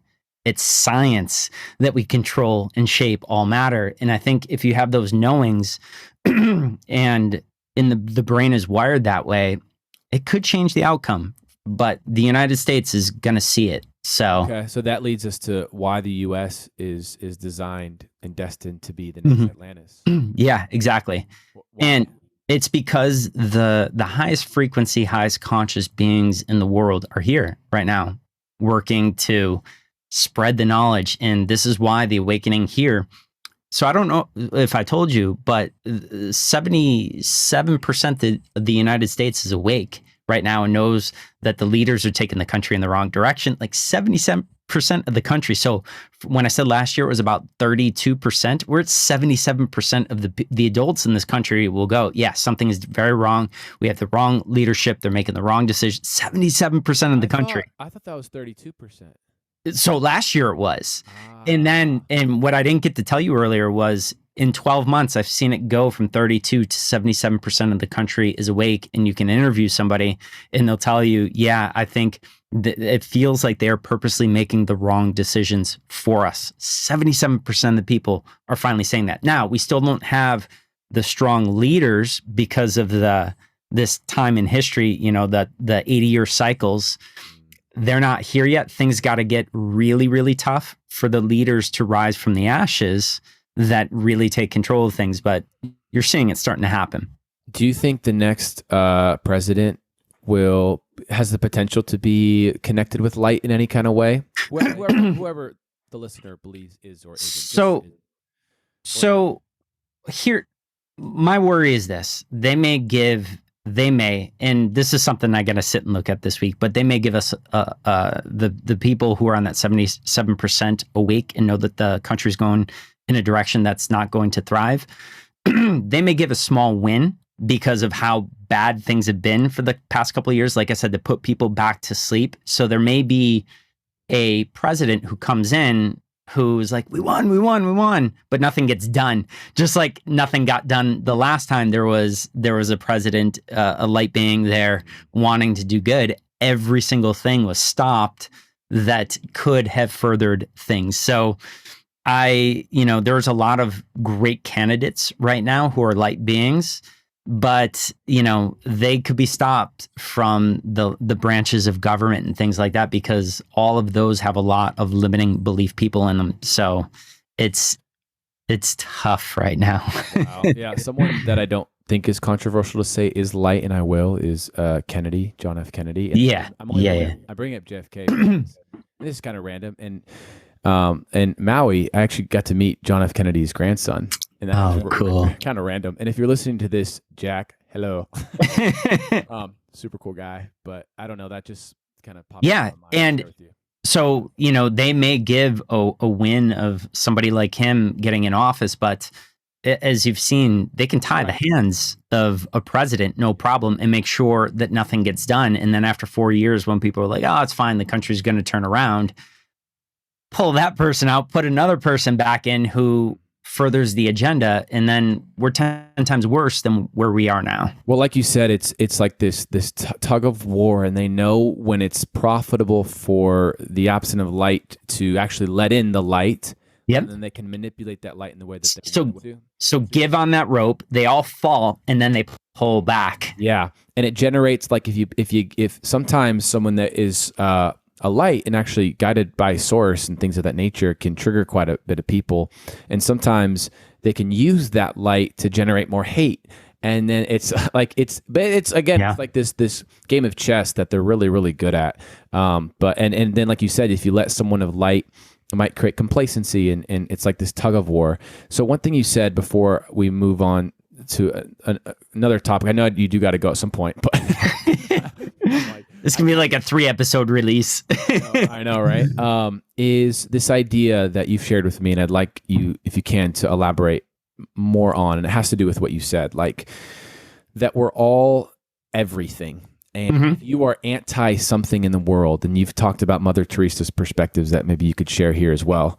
And if you've heard me, any of my students or anything, you've heard me share that perspective. But if you're anti something, and it's just a law, right? Scientific, energetic, spiritual law, that someone has to be pro the thing you're anti. So can you elaborate more on that? And then even when it comes to, like, I want to tread lightly, but like murder and things of that nature. And all that, So if we distill it down to something very, very simple, the soul is here to grow. The only way the soul can grow is by seeing all angles, all versions of a situation. So hitting a situation head on, you don't get to see the left side, right side, and behind it. Soul wants to experience all angles of something, because somebody who knows all angles of how something is going to behave, that's what we would call mastery. So a soul is here to learn all angles of wealth and all angles of not having wealth. And there are a cajillion lessons out there that we can learn that increase our consciousness. And the soul is going to, in some lifetimes, want to experience maybe losing a life through crime. Okay, like being in a mugging. All of us have experienced, at least in one lifetime, where something like that has happened. And I, Alessandro, may have the contract of I'm supposed to lose my life in a mugging in this lifetime because of the trajectory it's going to create for my soul's growth in future lifetimes. Or vice versa. Okay. Yeah. So check this out. So I want this. My soul is complicit. My soul has designed this. I want this. Who's going to play the other role? Is Alessandro going to rob himself on the streets? Like, my soul is not going to get to experience the lesson I want to learn. And I've had things in my life where being around the wolf in sheep's clothing types who I've looked in past lives, they were brothers and sisters and really important roles in my life that I asked them to play in this life so that I could get a full understanding and clarity. All of the things that happened to me in my, all the way up through late 20s, there was a lot of chaos in my life. still chaos today. Different But chaos. all of those things created me to find understandings that didn't exist in my world or even the world, because I was at the, we'll call it the having to defend side of things. So this is why, so this law of bubbles is one of the way we call it, is they're universes, they're worlds inside of worlds. Let's take a household. If it's me, my partner, and child, and me and my partner are anti-alcohol, and we go, everyone should be anti-alcohol like us, my daughter is going to be pushed to go pro-alcohol, and she's going to start to sneak it and everything else, because it has to maintain equal weights on both sides. So if two of us are holding 100 pounds, it means my daughter has to hold 100 pounds of the opposite. Can you share the scientific perspective of that? Sure. It is essentially opposing forces. The harder I push against something, the harder it's going to push back. So I think it was Newton's law. If I push at a brick wall with 50 pounds of pressure, it's pushing back at me with 50 pounds of pressure. Wow. So that the scientific energetic law is if everything has to be whole.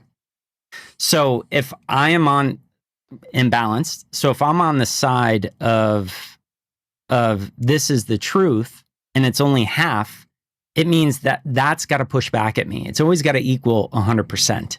And right, and like everything in this universe has equal levels of positive aspects as they do negative aspects. So correct. For someone listening to the, and so if you're only seeing the negative, only seeing the positive, the law of the universe, right? Not belief, just law of universe, is that it has to be balanced out. So anytime, and I want to say this word, like if it's a political perspective, right? Yeah. It's a touchy subject, whatever it might be, a spiritual subject, and you are anti that thing, anti a religion, anti this, anti that, by the laws of this universe, you are contributing to that thing you're anti, because somebody has to be pro the thing that you're anti. Yes. So someone listening to this, they're kind of like, okay, this is pretty freaking fascinating. Like, holy moly, this is wild. And they're observing their own anti stuff, but they can't get on board with really dark things that happen on the planet. And I'll just say something like murder. Great. I want to focus in on that. And I know it's a tough subject, but like, how do you, yeah. I in my past lives have had my life taken. I know that very, very clearly. Okay. What that allows me to do is all of that knowledge gets connected to me. It stays in my light and it seeps its way. The more open I am, the more I have access to this information. Me in this lifetime, I have big goals to change people. There are a lot of people who are going to be on that negative side who have an ability to go over to that light side. And if I can't appreciate and understand them and to essentially connect with them, they're never going to listen to me for me to help them, bring them over to the higher conscious way of viewing and seeing the world.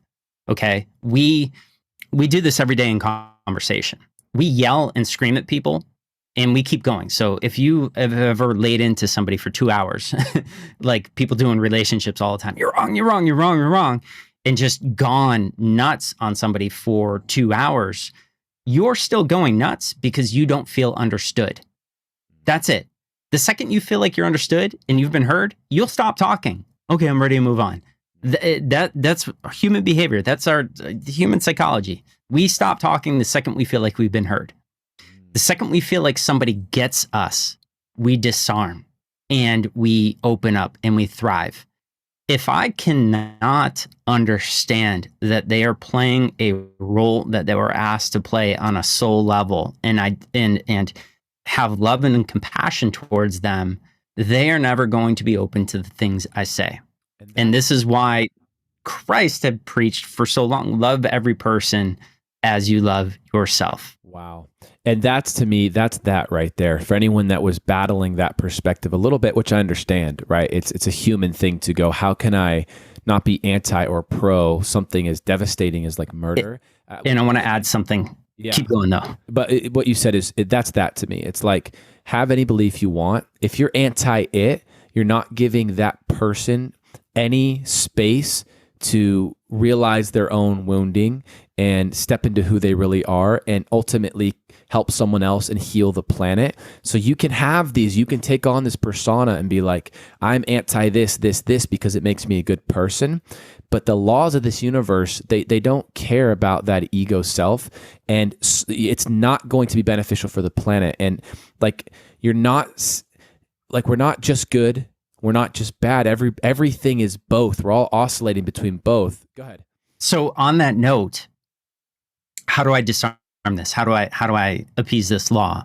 I, Alessandro, am constantly doing good in people's lives. Let's take something like stealing.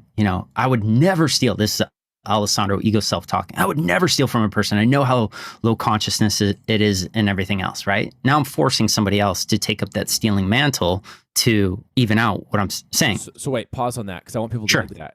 So you're saying, like, if you, Alessandro, have this dialogue with self that goes, I don't steal. I'm a good person. I don't steal. This is something that happens with that, right? Go ahead. Correct. Yeah. So basically, now I've unbalanced this law, which means somebody else is going to have to take up the mantle of being a thief. Okay. So I don't steal. I've never done it. It's nowhere in my life. I am saying it doesn't exist in my life. Now I force somebody else to do it. Okay. So if there's 50 of me, think of the 50 pounds of weights per 50 being all something that one person has to pick up. So maybe they rob our National Reserve to even out the 50 people over here. Now, how to fix this is very simply is me, Alessandro, going, I steal all the time. I rob myself of a quality life by working too hard. I steal my time all the time. I steal other people's time. I steal people's high states. So when I'm around people and I'm feeling low, I'm stealing their energy to make myself better. If I acknowledge all the places among the 8 areas of my life and I go, I don't steal or not steal, it's both. I step into conversations in the most high frequency space, but sure, I am stealing their energy. I'm stealing their high emotions. I am stealing their time. Like anytime I go, whoa, give me 5 more minutes, I've now stepped over into stealing their time. But because of our beliefs on it, we were like, oh, it's not a big deal. It's a very big deal. Time is so important. But because we rationalize these things and I say I'm not doing any of it, somebody has to take up that mantle. So that's real balance. If you listen to my content, you'll hear that I steal some of Alessandro's. but that's what I'm talking about. So like if you're to go through Nicky and it's not stealing, because I mean it is, but it isn't. It's we got to get this stuff out there, and I do. Yeah. What am I gonna do? Like lie and say I'm also a liar, I guess. But we're all everything. That's the point, is that we're all everything. Yeah. We're all stealers. We're all liars. We're all beautiful. We're all ugly. We're all of it. And neglecting. One more time. Yes. Let's tip the scale. And I would, but murder. I would never murder. Yes, that's what I wanted to. Yeah. We all have somebody in our life who, when we're around, they go, every time I see this, they are killing me. And they really, really mean a piece of them is being killed off and dying. We have those people in our life too, like the people who disagree with me, and I show up and, I try to shift them with science and things like that. They literally will say, you are killing me, you are shortening my life. So I am committing murder in multiple areas on a daily basis. Wow. If you could look at intuitively at Nicky's energy, because my ego doesn't want to feel like I'm murdering anything. What is Nicky murdering? Well, I'll give you one more. So not just that, but me, I love everything. I have one little hang up. Mosquitoes. It's like me versus them. They draw blood, I draw blood. And that is, murder. I let everything. I have species of spiders living in the house. Like we all share this place, but it's them or, stepping on ants, and no life is more valuable than another life. We're all equally weighted. So, and then for you,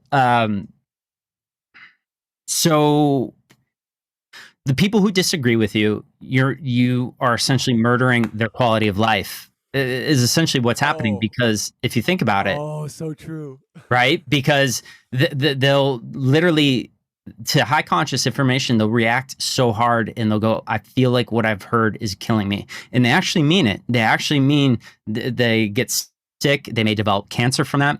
All the people in your life who have anger and resentment with you have developed cancer, and you're a piece of that cancer developing, which is killing them. So if you think about it on this level, like an old nemesis. Yeah. I'm sorry, friends. Oh gosh. But look, we all do it. Every human on the earth. And that's part of it. If you want to alleviate the really tough crimes that happen on this planet, it is acknowledging it within yourself. You have to embrace. One that you pointed out to me was a lot of people that say, well, I would never murder. I would never do this. They're actually murdering themselves through the food. Yeah. Yeah, they're literally taking years off of their life. What else would you call it? Yeah. Shortening your life is the same thing as like cutting off somebody's air supply. It may be happening over 60 seconds. You're doing it over 80 years. You're shortening life, but it's the same thing as choking somebody. Yeah. So we're all here's the idea for all the listeners. We are all everything. And if you want to create more peace on the planet, you got to see it within yourself. You got to be able to just love. Like I always say, like you said this. So funny. I almost said me. I got this from you. It was, I think through the podcast or something, and I've shared it on social media. People are like, Nicky, you're so smart. I'm like, yeah, sure. I didn't steal this from anywhere. True love is not just loving what you love about somebody. Yeah. It's loving all aspects of them, and that's getting clear on some of the perceived negative aspects. And I would say you're doing a disservice to somebody if you're not seeing some of the negative aspects and loving them, because that is an aspect of who they are. You're neglecting an aspect of who they are if you're only loving what you love about them. I love that so much. Like that is true love. And you said it. When we feel the most loved is when we're in the intimate relationship. We share something a little more vulnerable. You go, I haven't shared this with anybody. And they hear it and they go, I love you. And you're like, oh my God, I'm in love with you. Yeah. And that's real love, is the more negatives balance out with the positives you hear, the closer we pull that person in. Yeah. And again, I think Kanye West has shared this, but like some of the greatest artists in the world, he's like, they're the biggest stealer. Like they steal. Like he's like, I steal. He goes, I steal shit from here. I steal shit from there. And I find that I steal stuff from source all the time, like stealing it. But I can't. It happens everywhere. I really can't. I had this thought with myself the other day. I cannot really give all this credit to the information that I share and be like, hey, this is all. It's not Nicky, friends. Just if the disclaimer, okay? The veil is not here. Like it is from everyone. But the way you feed people with it is you know, and the way you deliver the information and all that, and that can't be lost, because there are a lot of people with truth who nobody gets because they can't deliver it. They're not in a digestible package like you are. Cool. So you have to give yourself credit for being able to distill it down and explain it in ways that are digestible and going to change people's lives. So it's not the content that defines you. It's about the delivery and what you've built over the years. So you do need to take credit for the packages you create. And it may not be about the information, but this is why I've always given away everything I know to everyone who wants it. Because I know that there are certain people who are only going to be able to connect with me, and only I will be able to give this information in the way they need to hear it. So Alessandro is very, very special for specific people. Not for everyone. Nicky is very, very special for his specific people. And this is why sources information, you have it, you're going to distill it down in a different way than I will. And that's the piece. You're the secret sauce on changing lives. You're changing lives I could never change. And then there are a few people who are only going to be receptive to me to have their lives changed. And it's really interesting. Yeah, true. And I have students that I see, I'm like, the way you share this information that you might be learning from a class I'm teaching, I love the way that they take on the information and share it. And I could see their niche that I'm not going to reach it. I don't need to reach them. And it's just a joy that they get to actually take on the information. Totally.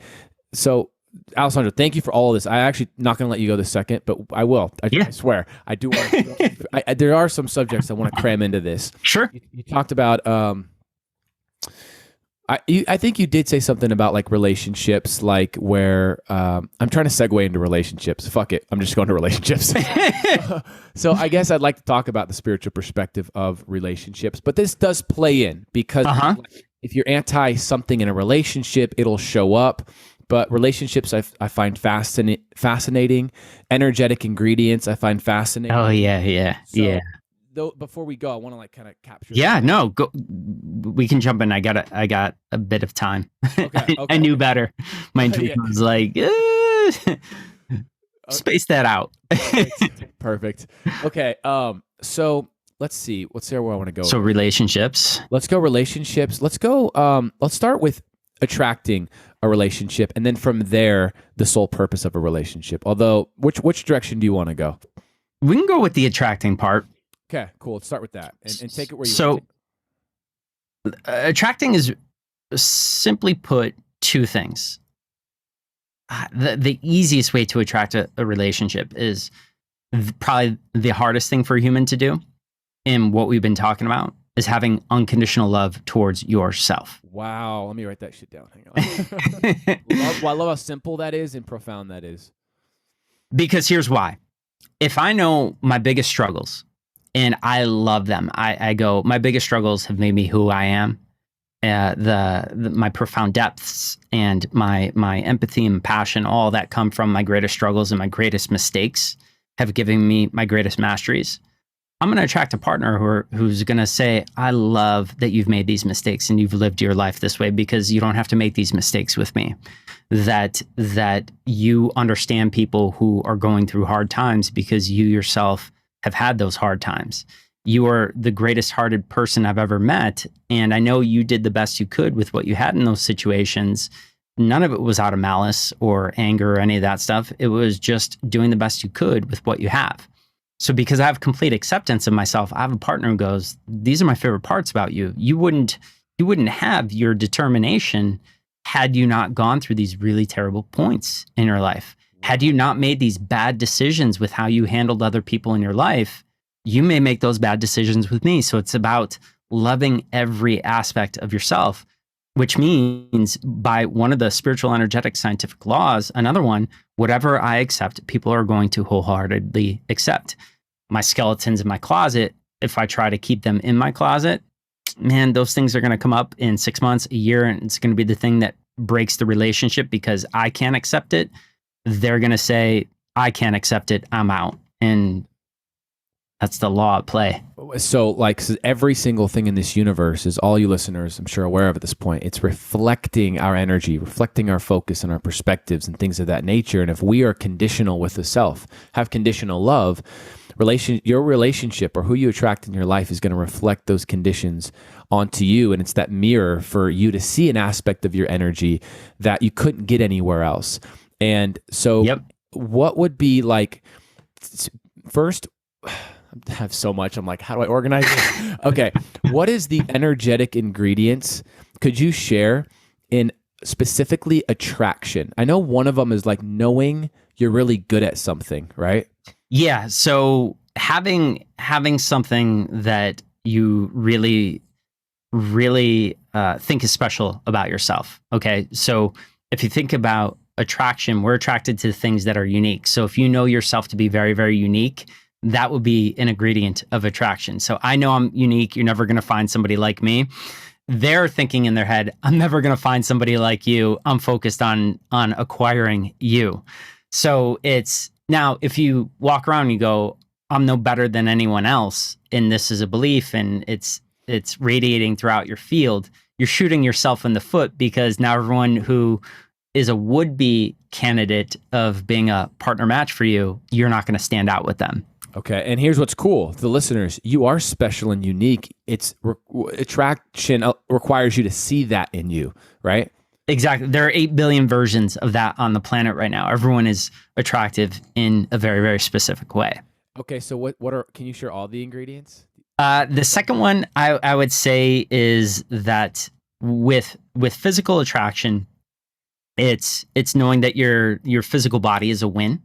So like going somebody, I love the way I look. And then them going, I love the way you look. So now they know, so it'd be, they know that you're special and unique, which is part of attraction. They know that your physical exterior is special, so they see it as special, or you see yourself as attractive, so they're going to see you as attractive. Number 2. And then number 3 is you make my life better in a way that nothing else can. Okay. So in the beginning, we tend to think this, I'm going to make your life better in a way no one else can. Again, it's creating a uniqueness in there. Wow. So why do I do it in a unique way? Yeah. Like, why can nobody else do what I'm doing right now for you? If I know that, they're going to know it. Isn't one of the ingredients, if I'm not mistaken, knowing that you're really good at something? Like, think about when we see like someone. So sexual draw is that one. Yep. So that was like what Prince had. Okay. Prince was not the most attractive individual. You know, he wasn't 6'2", and he wasn't super attractive, but man, people who were in his presence were like, I would sleep with him, you know, like men and women were just like, right. He's not my type, but he's my type. It's because he knew he was remarkable at what he did. He had the conscious knowing of it. And that sexual draw is knowing that I am remarkable at something and only I can deliver it this way. And that is one of the components of sexual draw. So you've got all these different little, change out one ingredient, which is a knowing that you hold about yourself, and you get something else. Is there more to sexual draw? Is there more? Nicky's like, forget the attraction. I want the sexual draw. Well, I don't know. I guess I thought they were the same, but you're saying there's actually a difference. Yeah. So, you know, you could be attracted to somebody, but not sexually drawn in, not want to engage your physical body with them. I love this. It's great. Yeah. So attraction is sort of being unique. It's why you adding in those elements. And then what you're going to find is most relationships don't actually have sexual draw. They never had it. But everyone's like, well, we did though for the first 6 months or 9 months. You had it because pheromones, endorphins, all those things were going through your body. They gave the illusion that those ingredients were there, but they were never there. So one of the things that I teach in the relationship courses is the ingredients of these things so that it never goes away. Can you share more on sexual draw? Or are you going to cut it off there? Trying to see what else. So, knowing that, so having a mastery over something is another ingredient of sexual draw. Is that different than knowing you're good at something? Yes. Okay. Yes. Okay. So having a mastery just means like, I am the best at this. Okay. And so, which is a little bit different. It's sort of, it's knowing that your skills are amazing. Okay. Knowing that the way you physically go about this is amazing. So drawing to one's like sort of, I'm a creative genius with this. I'm amazing at this. The other one is my body is amazing at this. It's sort of the embodiment of the body. And this is why we're drawn to a lot of times people's bodies is because they have that in a very specific area of their life. Like if it's like surfing or dancing, like my body is just good at it, or playing guitar, or like my body is built for this. I wouldn't choose a better body in the world is kind of what we get. It's like, I'm so good at my thing. My body is so perfectly built for this. Somebody's going to go, your body is so perfectly built for me. And then that's where we see sexual draw. Fuck, this isn't it insane? It's good. It's so good, dude. I can't wait to share this on my social media and pretend that I won't pretend it didn't come. Well, yeah, the people are gonna think, Nicky, how do you know this shit? Listen to the podcast. You're like, just go intuition. Intuition. Yeah, my intuition's telling me. They're like, no. So it's essentially is, you know, we have to hold the pieces that a person's gonna hold towards us, and in some things, are 2 ingredients, 3 ingredients, 4 ingredients. Like one of the other ones over time, when I work with people married in long-term relationships, they're like, the love is gone. The love's gone just because you stopped holding one of the ingredients. And there are different levels of love, just like there are different levels of attraction and sexual draw and things like that. And the first thing I have to do is like, okay, what type of love do you want? Well, I want them to love me no matter what. Great. One of those ingredients is you don't unconditionally love yourself, which means your partner conditionally loves you. And it blows their mind. And I rewind the clock and I go, but you had this 2 years ago. You're right, I did. And then 6 months at this point in your life, you lost it. You're right, I did. And that's why the love fell away, is because they dropped one of the ingredients that they subconsciously held. And then if it's subconscious, it's not put there on purpose, then it means they can forget it and lose it. And this is why people lose love. So falling out of love with somebody is only the beholder. It's only them not grocery shopping for that ingredient. They're not maintaining that ingredient. They're not maintaining the idea, I'm the most special person in the world for this person. If I know that, that's like real love. Knowing, oh God, you know what's great about getting to have this conversation on a podcast? I get to re-listen to all this. Yeah. It's so good, dude. It's so good. And again, a lot of this stuff is like applicable that all of you are hearing in this. And I encourage all you listeners, take one thing. One. Don't take 2. Don't take 4. Do that on a different day. Take one thing, right? And if it's in the relationship aspect of this conversation, you can take like, okay, what am I inherently good at? And find a way to strengthen your relationship in that, knowing that you're good at something, or just take one thing. And you guys have this podcast to re-listen to. I for sure am gonna. So, and Alessandro, I appreciate you answering my questions that are unorganized and kind of chaotic with this relationship thing. Because it's like, when you have so much you want to talk about. I know. And I also want to create a foundation for people, but I'm like, I want this answer. And I'm like trying to figure out how to, but thank you for answering this in a way I know people are going to, some of it's going to be because of the way I'm asking. They're like, okay, what's an energetic ingredient and this and that? Ingredients just means, think of them as building blocks to everything. Like they are things that you have to hold. I always explain it. Think of it as a kitchen and a pantry. If you want to make pancakes, you gotta have flour for that. Or maybe if it's from scratch, you have to have egg or whatever it is, whatever your version of pancakes are. If I don't hold those ingredients in my pantry, no matter what I do, I'm never going to be able to make pancakes. Okay. If I want to make banana pancakes and I don't have bananas, there is nothing I can do in my kitchen to create that.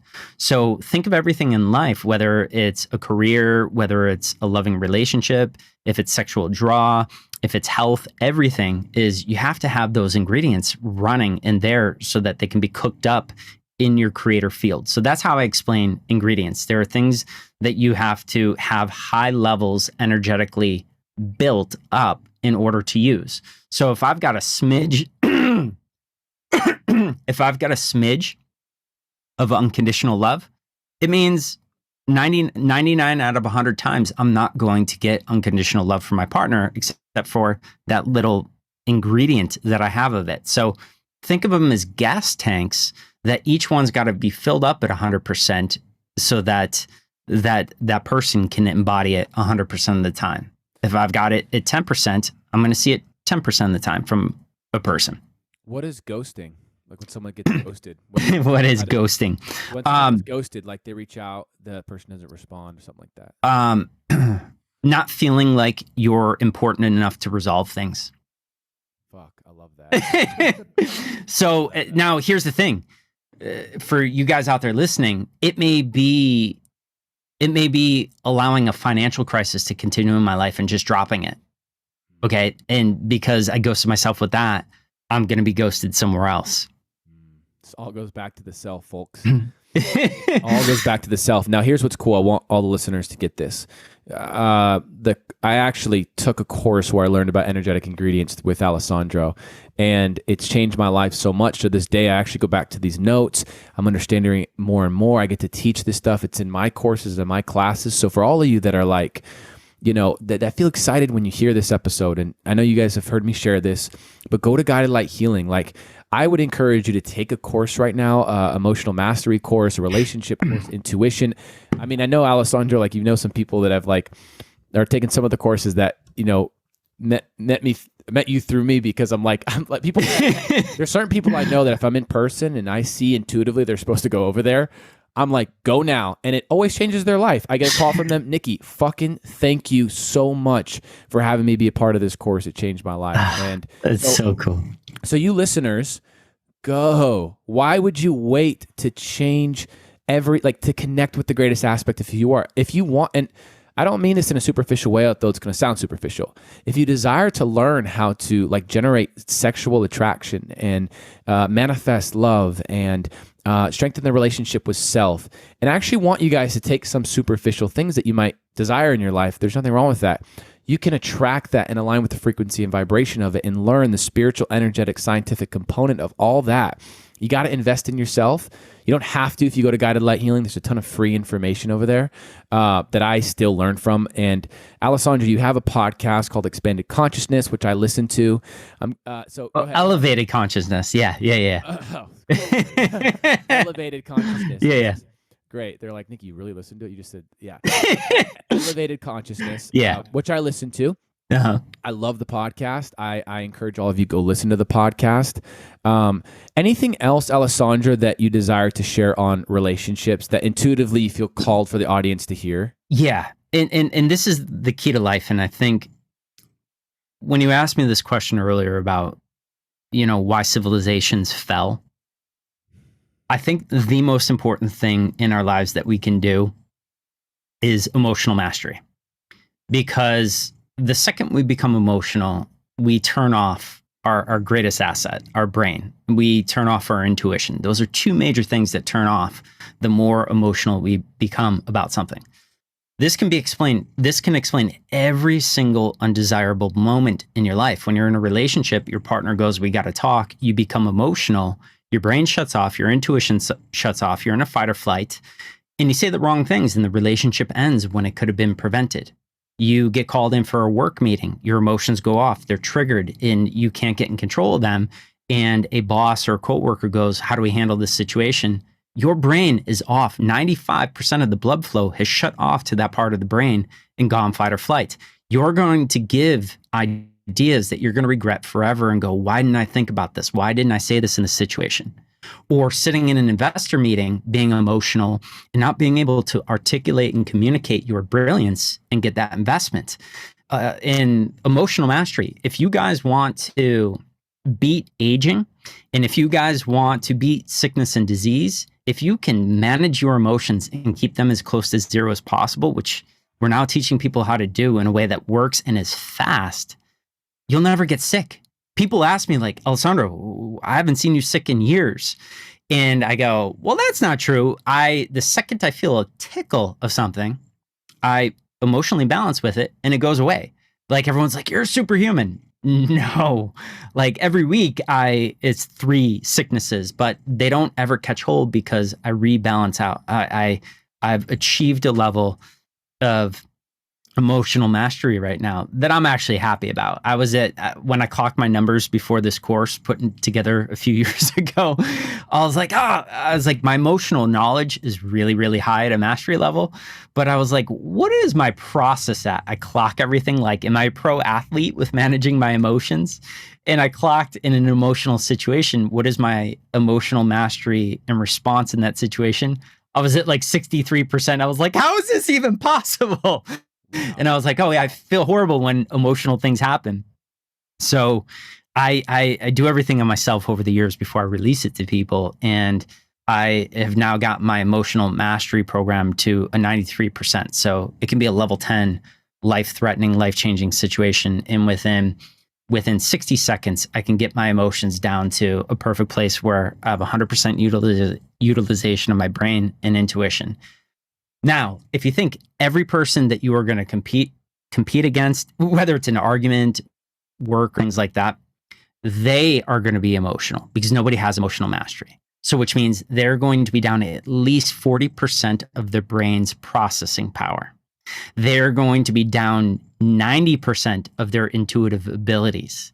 If you can walk into that situation with your emotions, you can out critically think somebody who is way smarter than you because you've kept that part of the brain on, because you've kept on your intuition.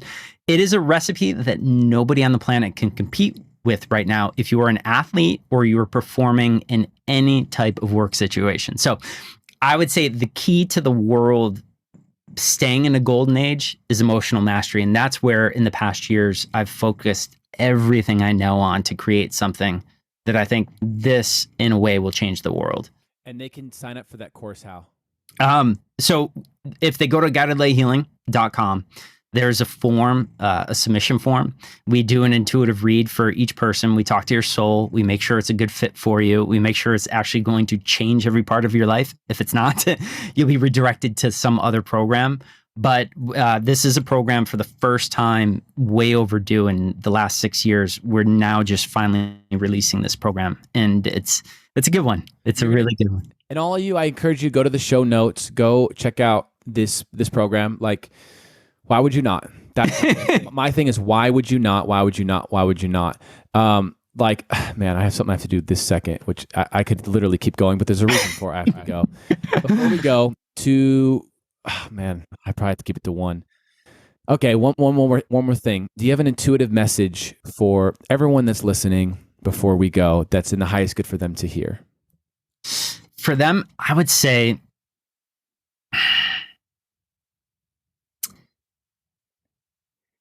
the most rewarding life is getting in touch with your internal map. Find a way to start to listen to your internal compass on where you should be in life, because that is the most magic thing. And I'll give you guys a big hint for that. The more you take how you're built to change someone's life, the more true north that is to what your soul came here to do. So find that for all of you. Ask yourself the question, how am I going to change one or more lives today with my natural gifts? Am I going to do it with my humor? Am I going to do it with my intellect? Am I going to do it with my amazing loving heart? Make a plan every day to change a life, and then expand on that plan. And this is how you align with your true life calling, your destiny that your soul, your higher self had picked for you. And that would be my one piece of advice that will change every person's life who hears this. Alessandro, you are an inspiration in my life. I admire you. I love you. I love your soul so much. I love you back, man. If I didn't have to go right now, you would be stuck here for like 10 hours. But we're going to let him go. And, maybe I'll bug him again, see if he wants to get back on again.